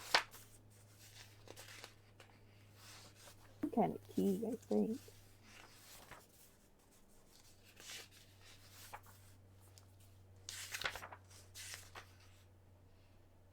My guess was that the crab fork was a tuning fork for a specific place. The thing you need for is it the gate spell? There's a spell that needs a tuning fork attuned to a certain Plane shift. dimension. Plane shift. Gate normally takes a diamond worth 5,000 gold. Right, so then it's plane shift. Oh, Yeah, that ain't cheap. that would suck to try. Oh, if we had to find one of those. It's okay, we have like 15 items to do it. Free. It'd be nice to find that Yeah, missing yeah. piece. The It would. the fork with the Ian Tarsus on it, it reads to you, Khonnos, like a periaptive wound closure,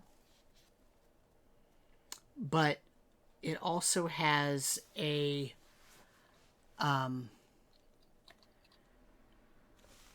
hold on a second, I gotta look something else up now. Ha ha ha. This fork was the bane of my existence when we started this campaign. So confused as to why there was a fork on this little abandoned island. Yeah.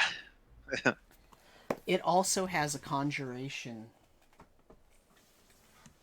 signature, but you can't figure out what the conjuration signature is for, because the periaptive wound closure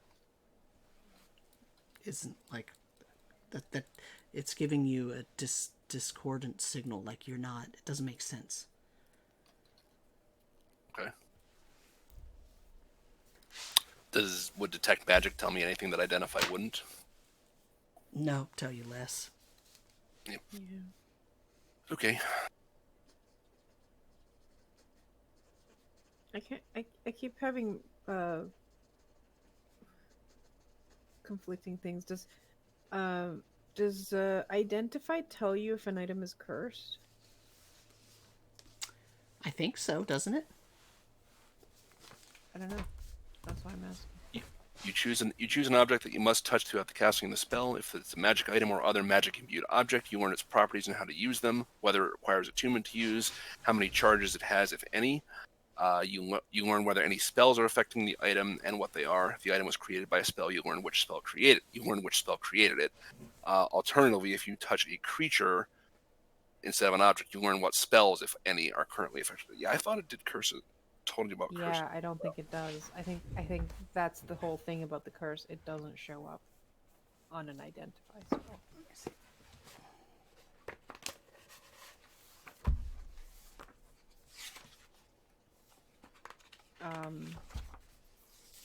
That might be an interesting one to do.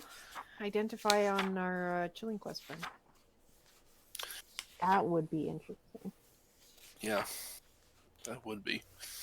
Assuming would Chilling sit Quest can still sit still for 10 For minutes. 11 minutes, yeah. We were both thinking it. So it says, for cursed items, it says some magic items bear curses that bedevil their users, sometimes long after the user has even stopped using the item. The magic item's description specifies whether it is cursed. Most methods of identifying items, including the identify spell, fail to reveal such a curse, although the lore might hint at it. Yeah, usually there's only one way to find out for sure, and that's attune to it or put Yep. it on. So, periaptive wound closure requires attunement. It's a really good item. Yeah, I can't attune to anything else at this point. I assume it's a healing item. Is that what? I was It gonna say I have stabilizes no you. idea what that is. It stabilizes you if you're Oh. dying at the start of your turn. In addition, whenever you roll a hit die to regain hit points, double the number of hit points you receive. Wow. I mean, Yeah, it's That's good. really good. I mean, I should have that, but Depending on how you go down, yeah, especially I'm gonna be with the 10 feet of Emmeryn. But that's Yeah. that's an enchantment, right? Yeah. And you also felt a conjuration on it. So Yeah. So as I'm pointing out with this, I'm like, yeah, there's like, this is what it normally does, but there's something else with it too, and there's some weird conjuration magic on it. I can't figure out why it's there. Yeah. You the know fact that what you would have been can't- great? I should have taken more stuff. I mean, I guess I can still do it, but I can cast Legend Lore,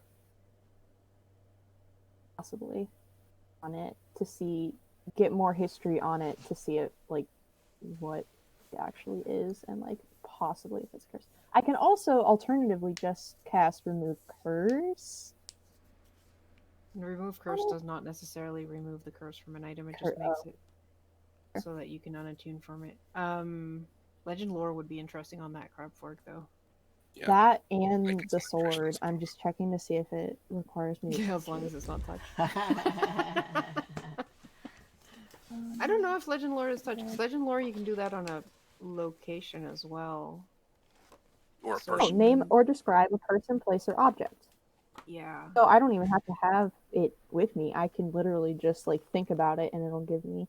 It's a 250 gold worth of ivory and 50. Oh. 250 gold, and then 4 ivory strips worth at least 50 gold. That's These spells hit you where it hurts, don't they? These things get Yes, more and they more do. expensive. Yeah. 450 gold worth of materials. I mean, legend lore is a good spell. That's Legend lore is really cool. I really like it. Yeah. But- You want to know the history of an item? There you go. Mm-hmm. It would be. I would be so curious about that sword, though. Alternatively, For the fork, we can maybe ask Claudius because he knew about the sword. Did we not ask him about the fork? I don't think so. I think the fork was kind of like one of the first things we did, and then we kind of forgot about it for a really long time, and then Claudius came along. And Yeah, no, we got that really early. Yeah, that's it the was like first stuff. item. Yeah. You guys Oh. had that before I joined. Emmeryn, tell you what, I'll make Yeah. a deal.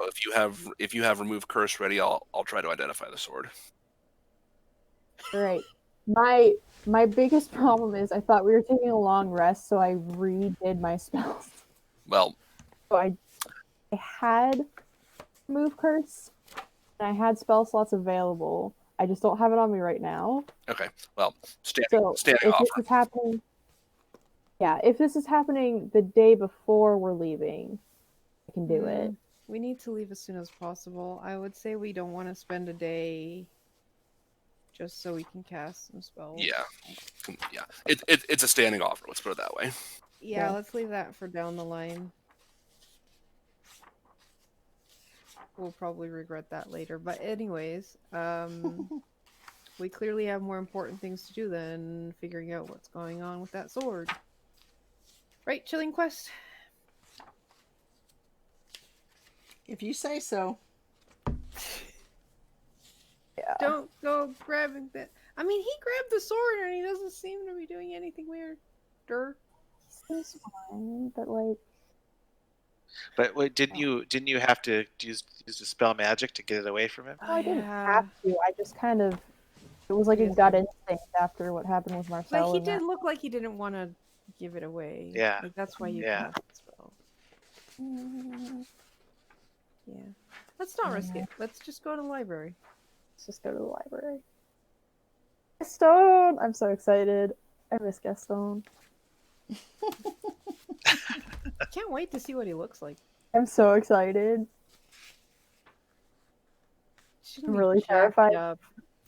No, I know. It's gonna be so bad. And always, we should pick up clothes for him on the way. Yeah, but we don't even know like what, like we know his size, sure, but we don't know like how like hefty he is. Like, sure, maybe he's like this jacked up lumberjack body, or maybe he looks more like a big bellied abbot. Okay, so you're going to the library? Yes. Yeah. Are you going to try to find Gaston first, or are you going to go put the Book of Proofs back first? No, I think we need Gaston first. All right. Yeah. So you're going to go find Gaston? Is that what I heard? Yes. Okay. Yeah. Where are you going? You going to the auditorium? Yes. Oh, yeah. Oh, no.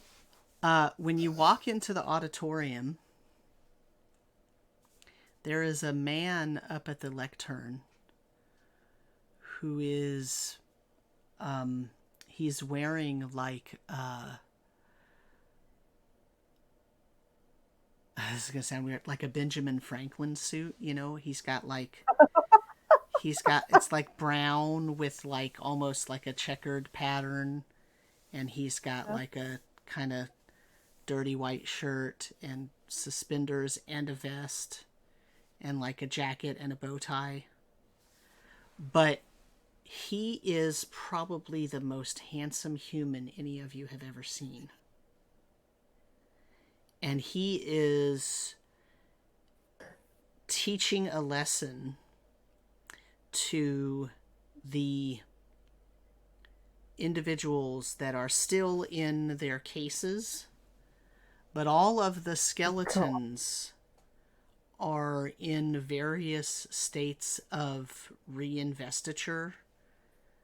So remember remember when Emmeryn walked in and Gaston was no longer just a skeleton, he was like growing blood vessels Reviving, and nerves basically. and flesh. Oh, no. That's what these skeletons that are all around the room, they're still in their cases, but that's what they're doing. They're enraptured with him. They are paying complete 100% attention to him. and they are slowly growing flesh. Oh my god. Emmeryn is walking. You're No. walking in like this, covering your eyes, tunnel vision, tunnel vision. Oh my god, that's amazing. He does not acknowledge your presence. Raise my hand. Oh, like this, kind of. You raise your I hand. raise my hand. Yes, what can I do for you? I'm a little bit in the middle of something, you see. Gaston? Emmeryn. Hi, buddy. Very nice to see you. How are you?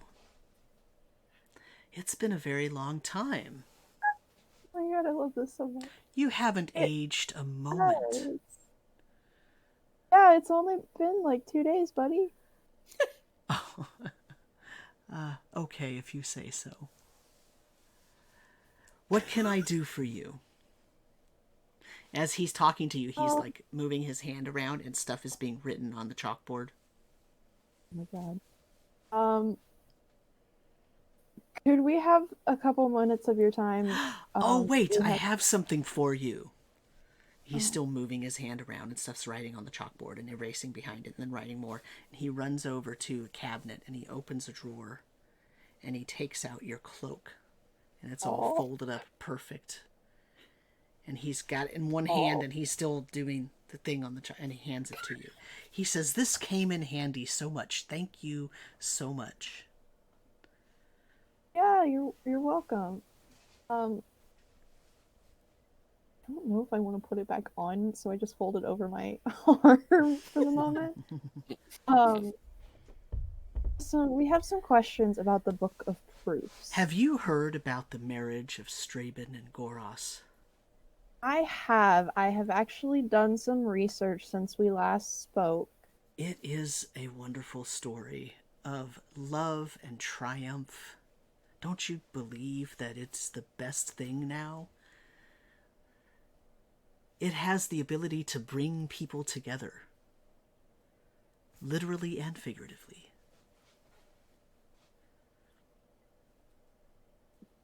But doesn't it cause destruction when they're together? Who? Look at them. Look at me. I am not destroying things. Yes, but I think Goros and Straben are still separated at this point, and when they come together, things go bad. Isn't that the whole point of the story, is that they had to separate to things from being destroyed? No, of course not. No. Oh, no. No, their power combined can save the world. Oh, no. Anyway, what were your questions? He's I still had some questions doing the thing with his hand. the Book of Proofs. I guess we have it. Can I pull it out? You can use your cloak to do that. That's what. So here's the thing. We're pretty sure someone who wants to destroy the world might be needing this book that belongs here in the library. And we were wondering if, now that you have been invested with the power of Straben and Goras, could be its protector while we go find this individual and put an end to him. Doesn't this book have a place? Right, and we're going to put it there, but we want to make sure that no one takes it from that place when we're gone. Oh, I see. You want me to protect the book in its proper place. Correct. Well, I believe that everything has its proper time and place. Okay. Does that mean you'll, help us? Sure. I don't see why not. Where are you going to put it? In the spire. Spire Room, right? That's where it's normally kept, isn't it? Ah, Yeah. I see.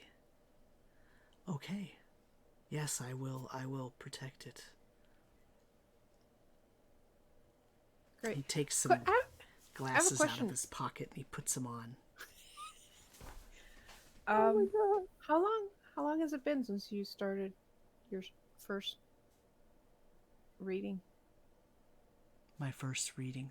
When did I Of the learn to book. read? Well, I was a wee little lad. No. My Of the parents book. believed in teaching me No, how to go about the world and enjoy the stories of the greatness of Straven. Wait, so you are always a follower of Straven? Well, and also Goros. They belong Okay. together. No, I meant like when did you get your body to look like since we left? How long has it been since we left? Please. A while. It feels like it's been a very long time. Great. Okay. We'll be going to the Spire then. And putting the book. where You it can belongs. read, yes. Sure. Yeah. I wasn't reading sure books. if your people taught you to read. You can read the book on the pedestal right there. It will I don't- provide you with so much knowledge. Mhm.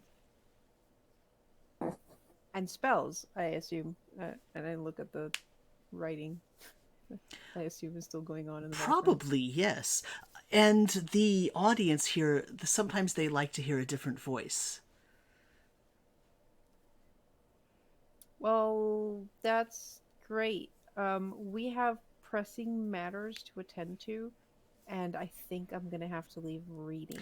The printing So- press is down the hall, and then you go to the left, and then past, I think, 2 hallways and 3 doors, and then it's on the right-hand side. To get to the Spire Room? The printing press. You said you Why had do I need the pressing matters. Oh, good lord. No, we have to go put the book back. You see, it really, Ah, it's important to leave things back. It's a library. You have to put things back where they belong, so that they don't go missing. yes, I see. I don't know directly where the Spire Room is. You'll have to ask Tavros. You know Yeah, Tavros. we'll ask Tavros for indication. Yeah, that's fine. It's okay. Very well. Anything else? No, we wouldn't want to interrupt you for too long. I'm sure your students here would like you to finish as soon as possible so they can put on some clothes. Yes. And me too. Yeah, it must be very weird talking to people who are slowly becoming more fleshy. Well, having gone through it myself, I'm non-judgmental. Oh yeah. It's probably better to just keep your eyes on the text and then just to give them a bit of privacy, right? Yes. I also have to make sure they're not growing into the case, so I have to, Yeah, that Oh, would be bad. God. Why don't you just let them out of the cases like I did with you?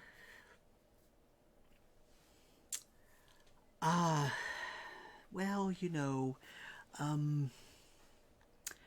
there can only be one person on stage. At a time.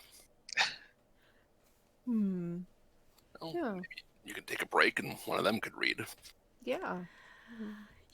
I trust in my own interpretation of the lesson, so I wouldn't want someone to take it over that I didn't also trust. And these are young students, you see, so they can't always get across the appropriate ideas. Right. Well, there was a rat folk that might be interested in reading. Ah, yes, he stops by every once in a while. Yes, I'm sure he does. yes. Quite a nice gentleman, yes. Very nice. Yes, he made me these glasses. Oh.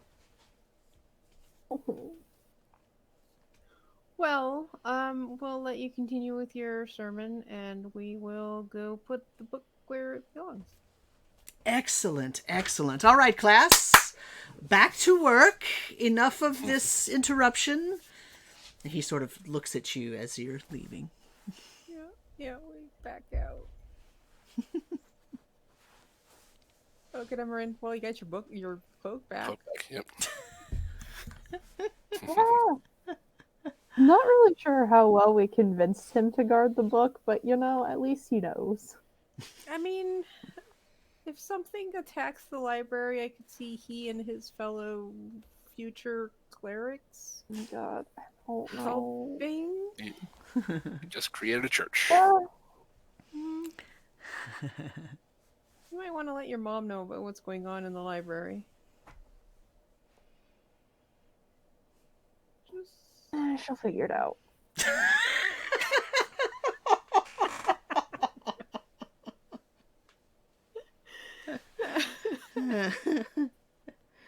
Honestly, I really don't want to be the one to tell her, like, hey, there are humans growing in their cases in this lecture hall.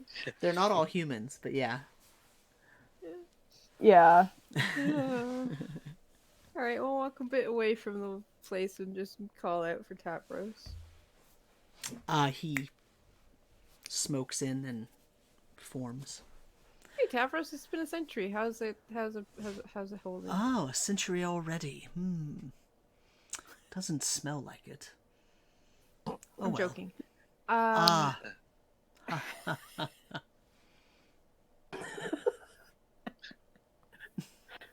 Oh my god. We recovered a book that was stolen from the library. And we Oh, wanna put for it shame! back. Those Right? thieves. Terrible. Whatever were they thinking? We wanted to put it back where it belongs. Okay. And where is that? The Spire. The Spire Room? Yeah, that one. Ah, yes. So, you go through the auditorium, you take the left-hand side door, and it goes down the stairs, and then you follow it all the way down, quite like if you were going back to see Makodam's maze. And then you, at the last minute, at the last major intersection, turn to the right, and there will be some stairs up that will deposit you right in front of the door of the Spire Room. Okay. Do you have any recollection of that book being stolen? What book is it? You don't know what books are missing from the library? I don't sense any books missing from the library right now. That's because we have it here with us, I guess. Maybe? Oh god. Is there 2 book proofs? I was gonna say, you don't think this is like a different... No, I think it's just now that it's back in the library, he's saying I that. really hope that's true. I'm hoping Occam's razor doesn't cut my throat. Hey, And- Tavros. Yes. Props to anybody who gets that. Have you been, like... do you know when a book is taken from the library? Yes. Have you ever felt the Book of Proofs leave the library? Well, you see, with that kind of book, it's always partially in the library and out of the library. Uh-huh. What does that mean?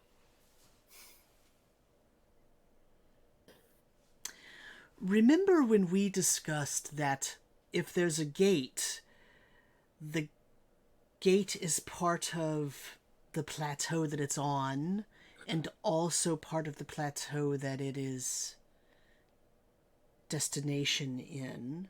And that means that the gate is connecting those 2 plateaus. Well, the Book of Proofs is halfway in the plateau and halfway out of the plateau. Oh yeah, because it's some kind of like spatial time or something. timey-wimey Past and weird future, basically. thing, right? So does that mean that if someone took the Book of Proofs from the library, you wouldn't be able to tell that it was taken from the library? Not unless there was something to trigger a response that was different from normal. No, I would not notice. The same is true of several of the intraplanar texts that we have here. How many texts do you have in the Spire Room? Right now, only one.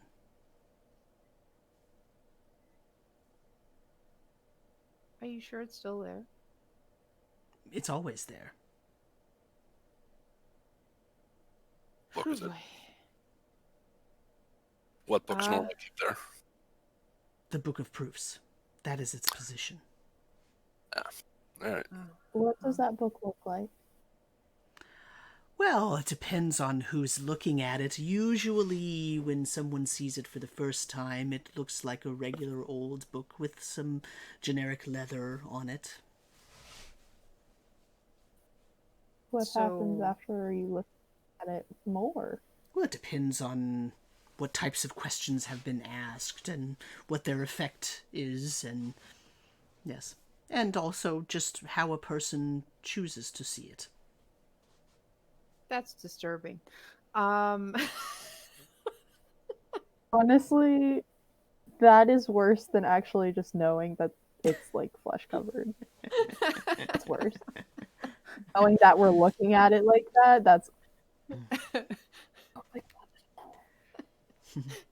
okay. Somehow Um, worse than I thought. Honestly, I didn't think it was, but no. All right, well, Um, let's go to the Spire Room and Now I'm let's super see curious. what happened with the Book of Proofs. Tavros dissipates. Great. Okay, so you make your way to the Spire Room. Yeah. Don't sound so Back happy. through the auditorium, I, down the stairs, through the Left wibbly wobbly downstairs, corridors back full of towards the water, main. back to the intersection, and then up the stairs. Okay. So you're in that front was of really the door. And I made a map of this. Mhm. good. Oh, that's right. So I'm just looking at the map. I was really impressed. On the way, Khonnos has thought of the one phrase not to write into the Book of Proofs. Wait, what is it? The Book of Proofs is complete. That is the absolute thing. That is the one thing that should absolutely not be written into the Book of Oh, Proofs. you know, that's yep, that's probably it. Oh I my think it might God. take it a while to answer that question. I think it would I think- break. Not in the mood to find out. I think depending on how long it took, it might be a yes or a no. Okay, so you can open the door. Yeah. I need the key. Yes, there is a slot in the middle of the door. Okay, we'll take out the clear gemstone to light it in. Okay, so when you hold it up to the door, the door socket kind of glows for a second, and then it kind of suctions the stone into the socket, like pulls it out of your hand a little bit. And then you hear kind of a clicking sound and almost like a decompression noise as the door kind of starts to slide open. It's almost as if the air pressure in the other room is very different. And you see that the first 10 feet of the room is just a sort of hall, and then there's a very, very, very dark, thick curtain blocking that first 10 feet kind of foyer from the rest of the room.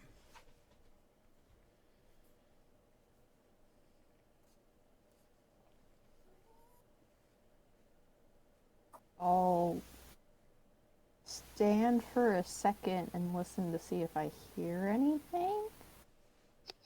It's full on silent. Only thing you hear is everyone breathing behind you. Great. Is it Oh. like dark on both sides of the curtain? It's bright. It's sort of, there's like, emanating light on this side. It's dim light, but On our side or on your the other side, yes. And in the hallway, of course, as well. Mhm. Okay. Pull back the curtain. Oh, we've seen this before. Have you seen Yeah, it before? Oh, okay. I thought this was like part of Laralax, like when we first saw him. I thought there was like a black curtain. Anyways, I'll walk forward and pull the curtain. There was open. a black curtain in one of the temples. This is not that same thing, though. Okay. Shouldn't she I'm have just seen being it paranoid. when her mother stole the Book of Proofs? It was not in that dream. Yeah, I didn't see it. So this is like those stairs we went up to and everything does not coincide with. Everything so far has, but this area with the curtain blocking it is not. Okay. Yeah, I'll cautiously one hand on my mace. Open the curtains. As you grab the curtain to start to pull it open, the door starts to slide shut. Can I move back and try to grab it and keep it from shutting? You can give me a strength check. Okay. 17. You for a second hold the door, but it continues to push. Oh. If I like stop pulling the curtain open, does it stop? Yes. Interesting. So it's just a back Do we and need to forth. just jump in, go through? I think this chamber is a double seal Yeah, it's like a vault, basically. yeah, I know what you're saying, but I don't remember the word for it. It's like Airlock. an airlock. Yeah. We have the key, right? You still have the key, or is it in the door? Is it in the door? The gem stayed in the door. Cool. I think we'll be fine because if Oh, I I see. close it, does the door open again?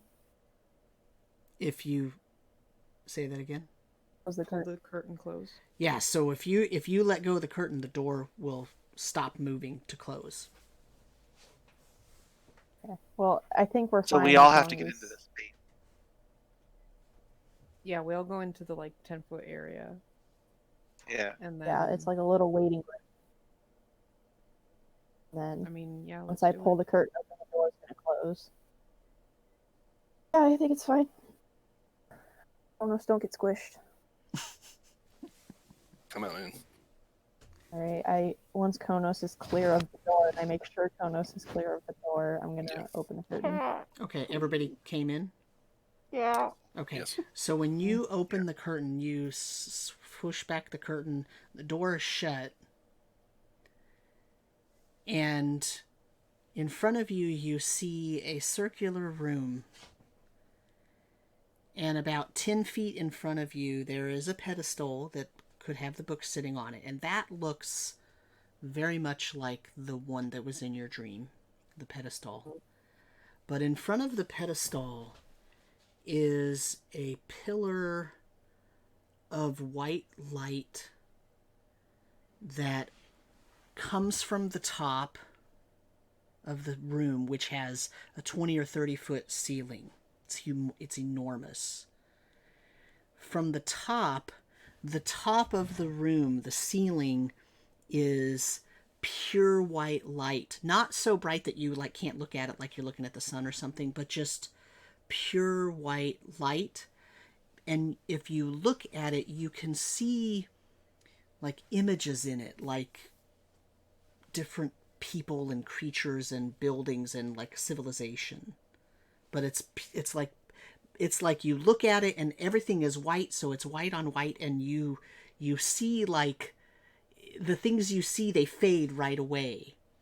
And coming down from the middle of that is this pure white energy that's coming down, and you see things sort of floating in and out of the column of energy.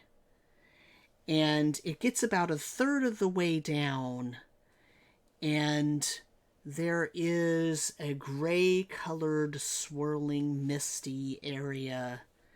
And the white column comes in, and when it hits the gray area, the things that were sort of flitting in and out of the white sort of column of energy, they kind of pour over the edge of the grayish swirling disk of mist.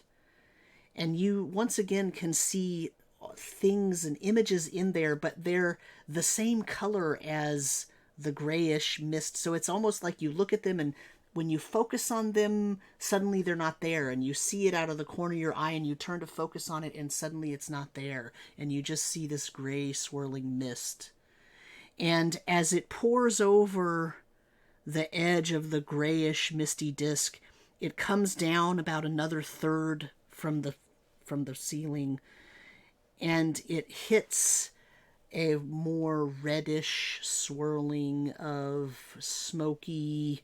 This one's more fluidy, almost like very thin magma. It is it has chunks in it every once in a while. It looks like it has chunks, and small bursts of flame pop up and burst out of this fluidy, gaseous, odd, thin, disc-shaped film of weird red stuff.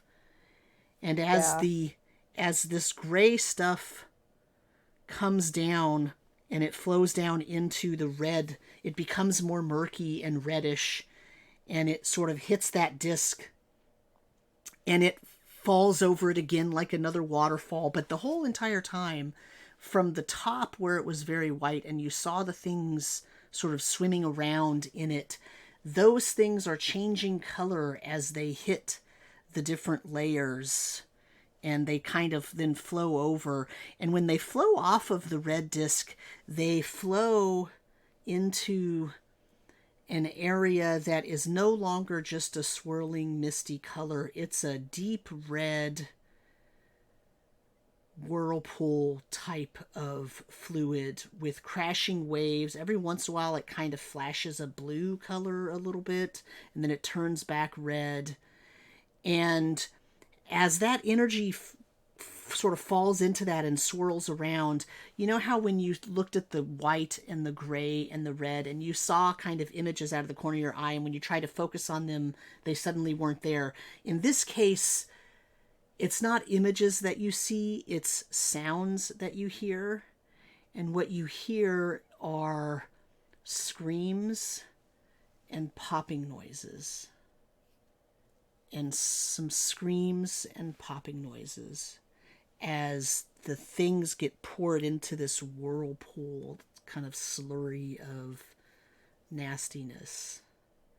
And the sound in this room that's emanating out, it's almost like you're standing next to an enormous waterfall. You just hear and just water crashing down, but it's not water. There's no fluid in the room. It's just this image of this going from bright white down to this grayish dark kind of area, pouring over that into a reddish area, pouring over that into this whirlpool of muck. Are we looking at the Soul Spire here, or like a representation of it? Uh-huh. That's what it seems like. Oh, God.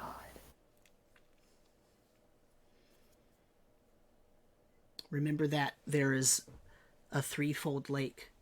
And the reason it's called the threefold lake is that the spire pours into the threefold lake. It pours into it 3 times. Right? So the top is the white plateau. It's representing the white plateau. And it's the top of the threefold lake. And as things pour down, they pour into the second of the threefold lake, which is in the dark plateau. And that actually runs through, the dark plateau is where the Palace of the Fated is, right? And as it pours out of that, it pours into the red plateau, and the red plateau contains the Well of Capitalis, which is probably what that bottom nastiness is. And that's where we have to go. The pouring parts that are kind of like waterfalls or rivers, those are representing the blue plateau. So what you have represented in front of you is the white plateau, the dark plateau, the red plateau, the blue plateau, the Palace of the Fated, and the Well of Capitalis, all in front of you. But there's something wrong, because the Soul Spire and the Threefold Lake should only be white plateau and blue plateau. So you can see by looking at this that the dark part and the red part, and especially the Well of Capitalis, are all a type of corruption for this. Because what was supposed to happen is that the souls go into the Soul Spire and they flow down from each plateau of the Threefold Lake, and they pass through the Palace of the Fated. Because remember, Blacksley told you that sometimes souls go and they stay in the Palace of the Fated, and that's part of what the Raven Queen can do, right? Otherwise, they keep going and go into the Soul Spire until their soul gets to its final resting spot. But, yeah, where it's judged. Right, but what you're But seeing in now front of you is every soul is going down into the Well of Capitalis.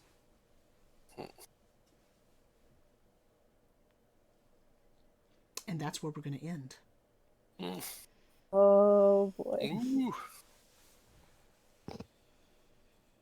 We have a task, y'all. Boy, do we. So, I am going to stop the stream. So thank you everybody for listening or watching, and we hope you enjoy the show. And everybody say goodbye. Bye. Bye. Bye. Now we're on the thank you for watching.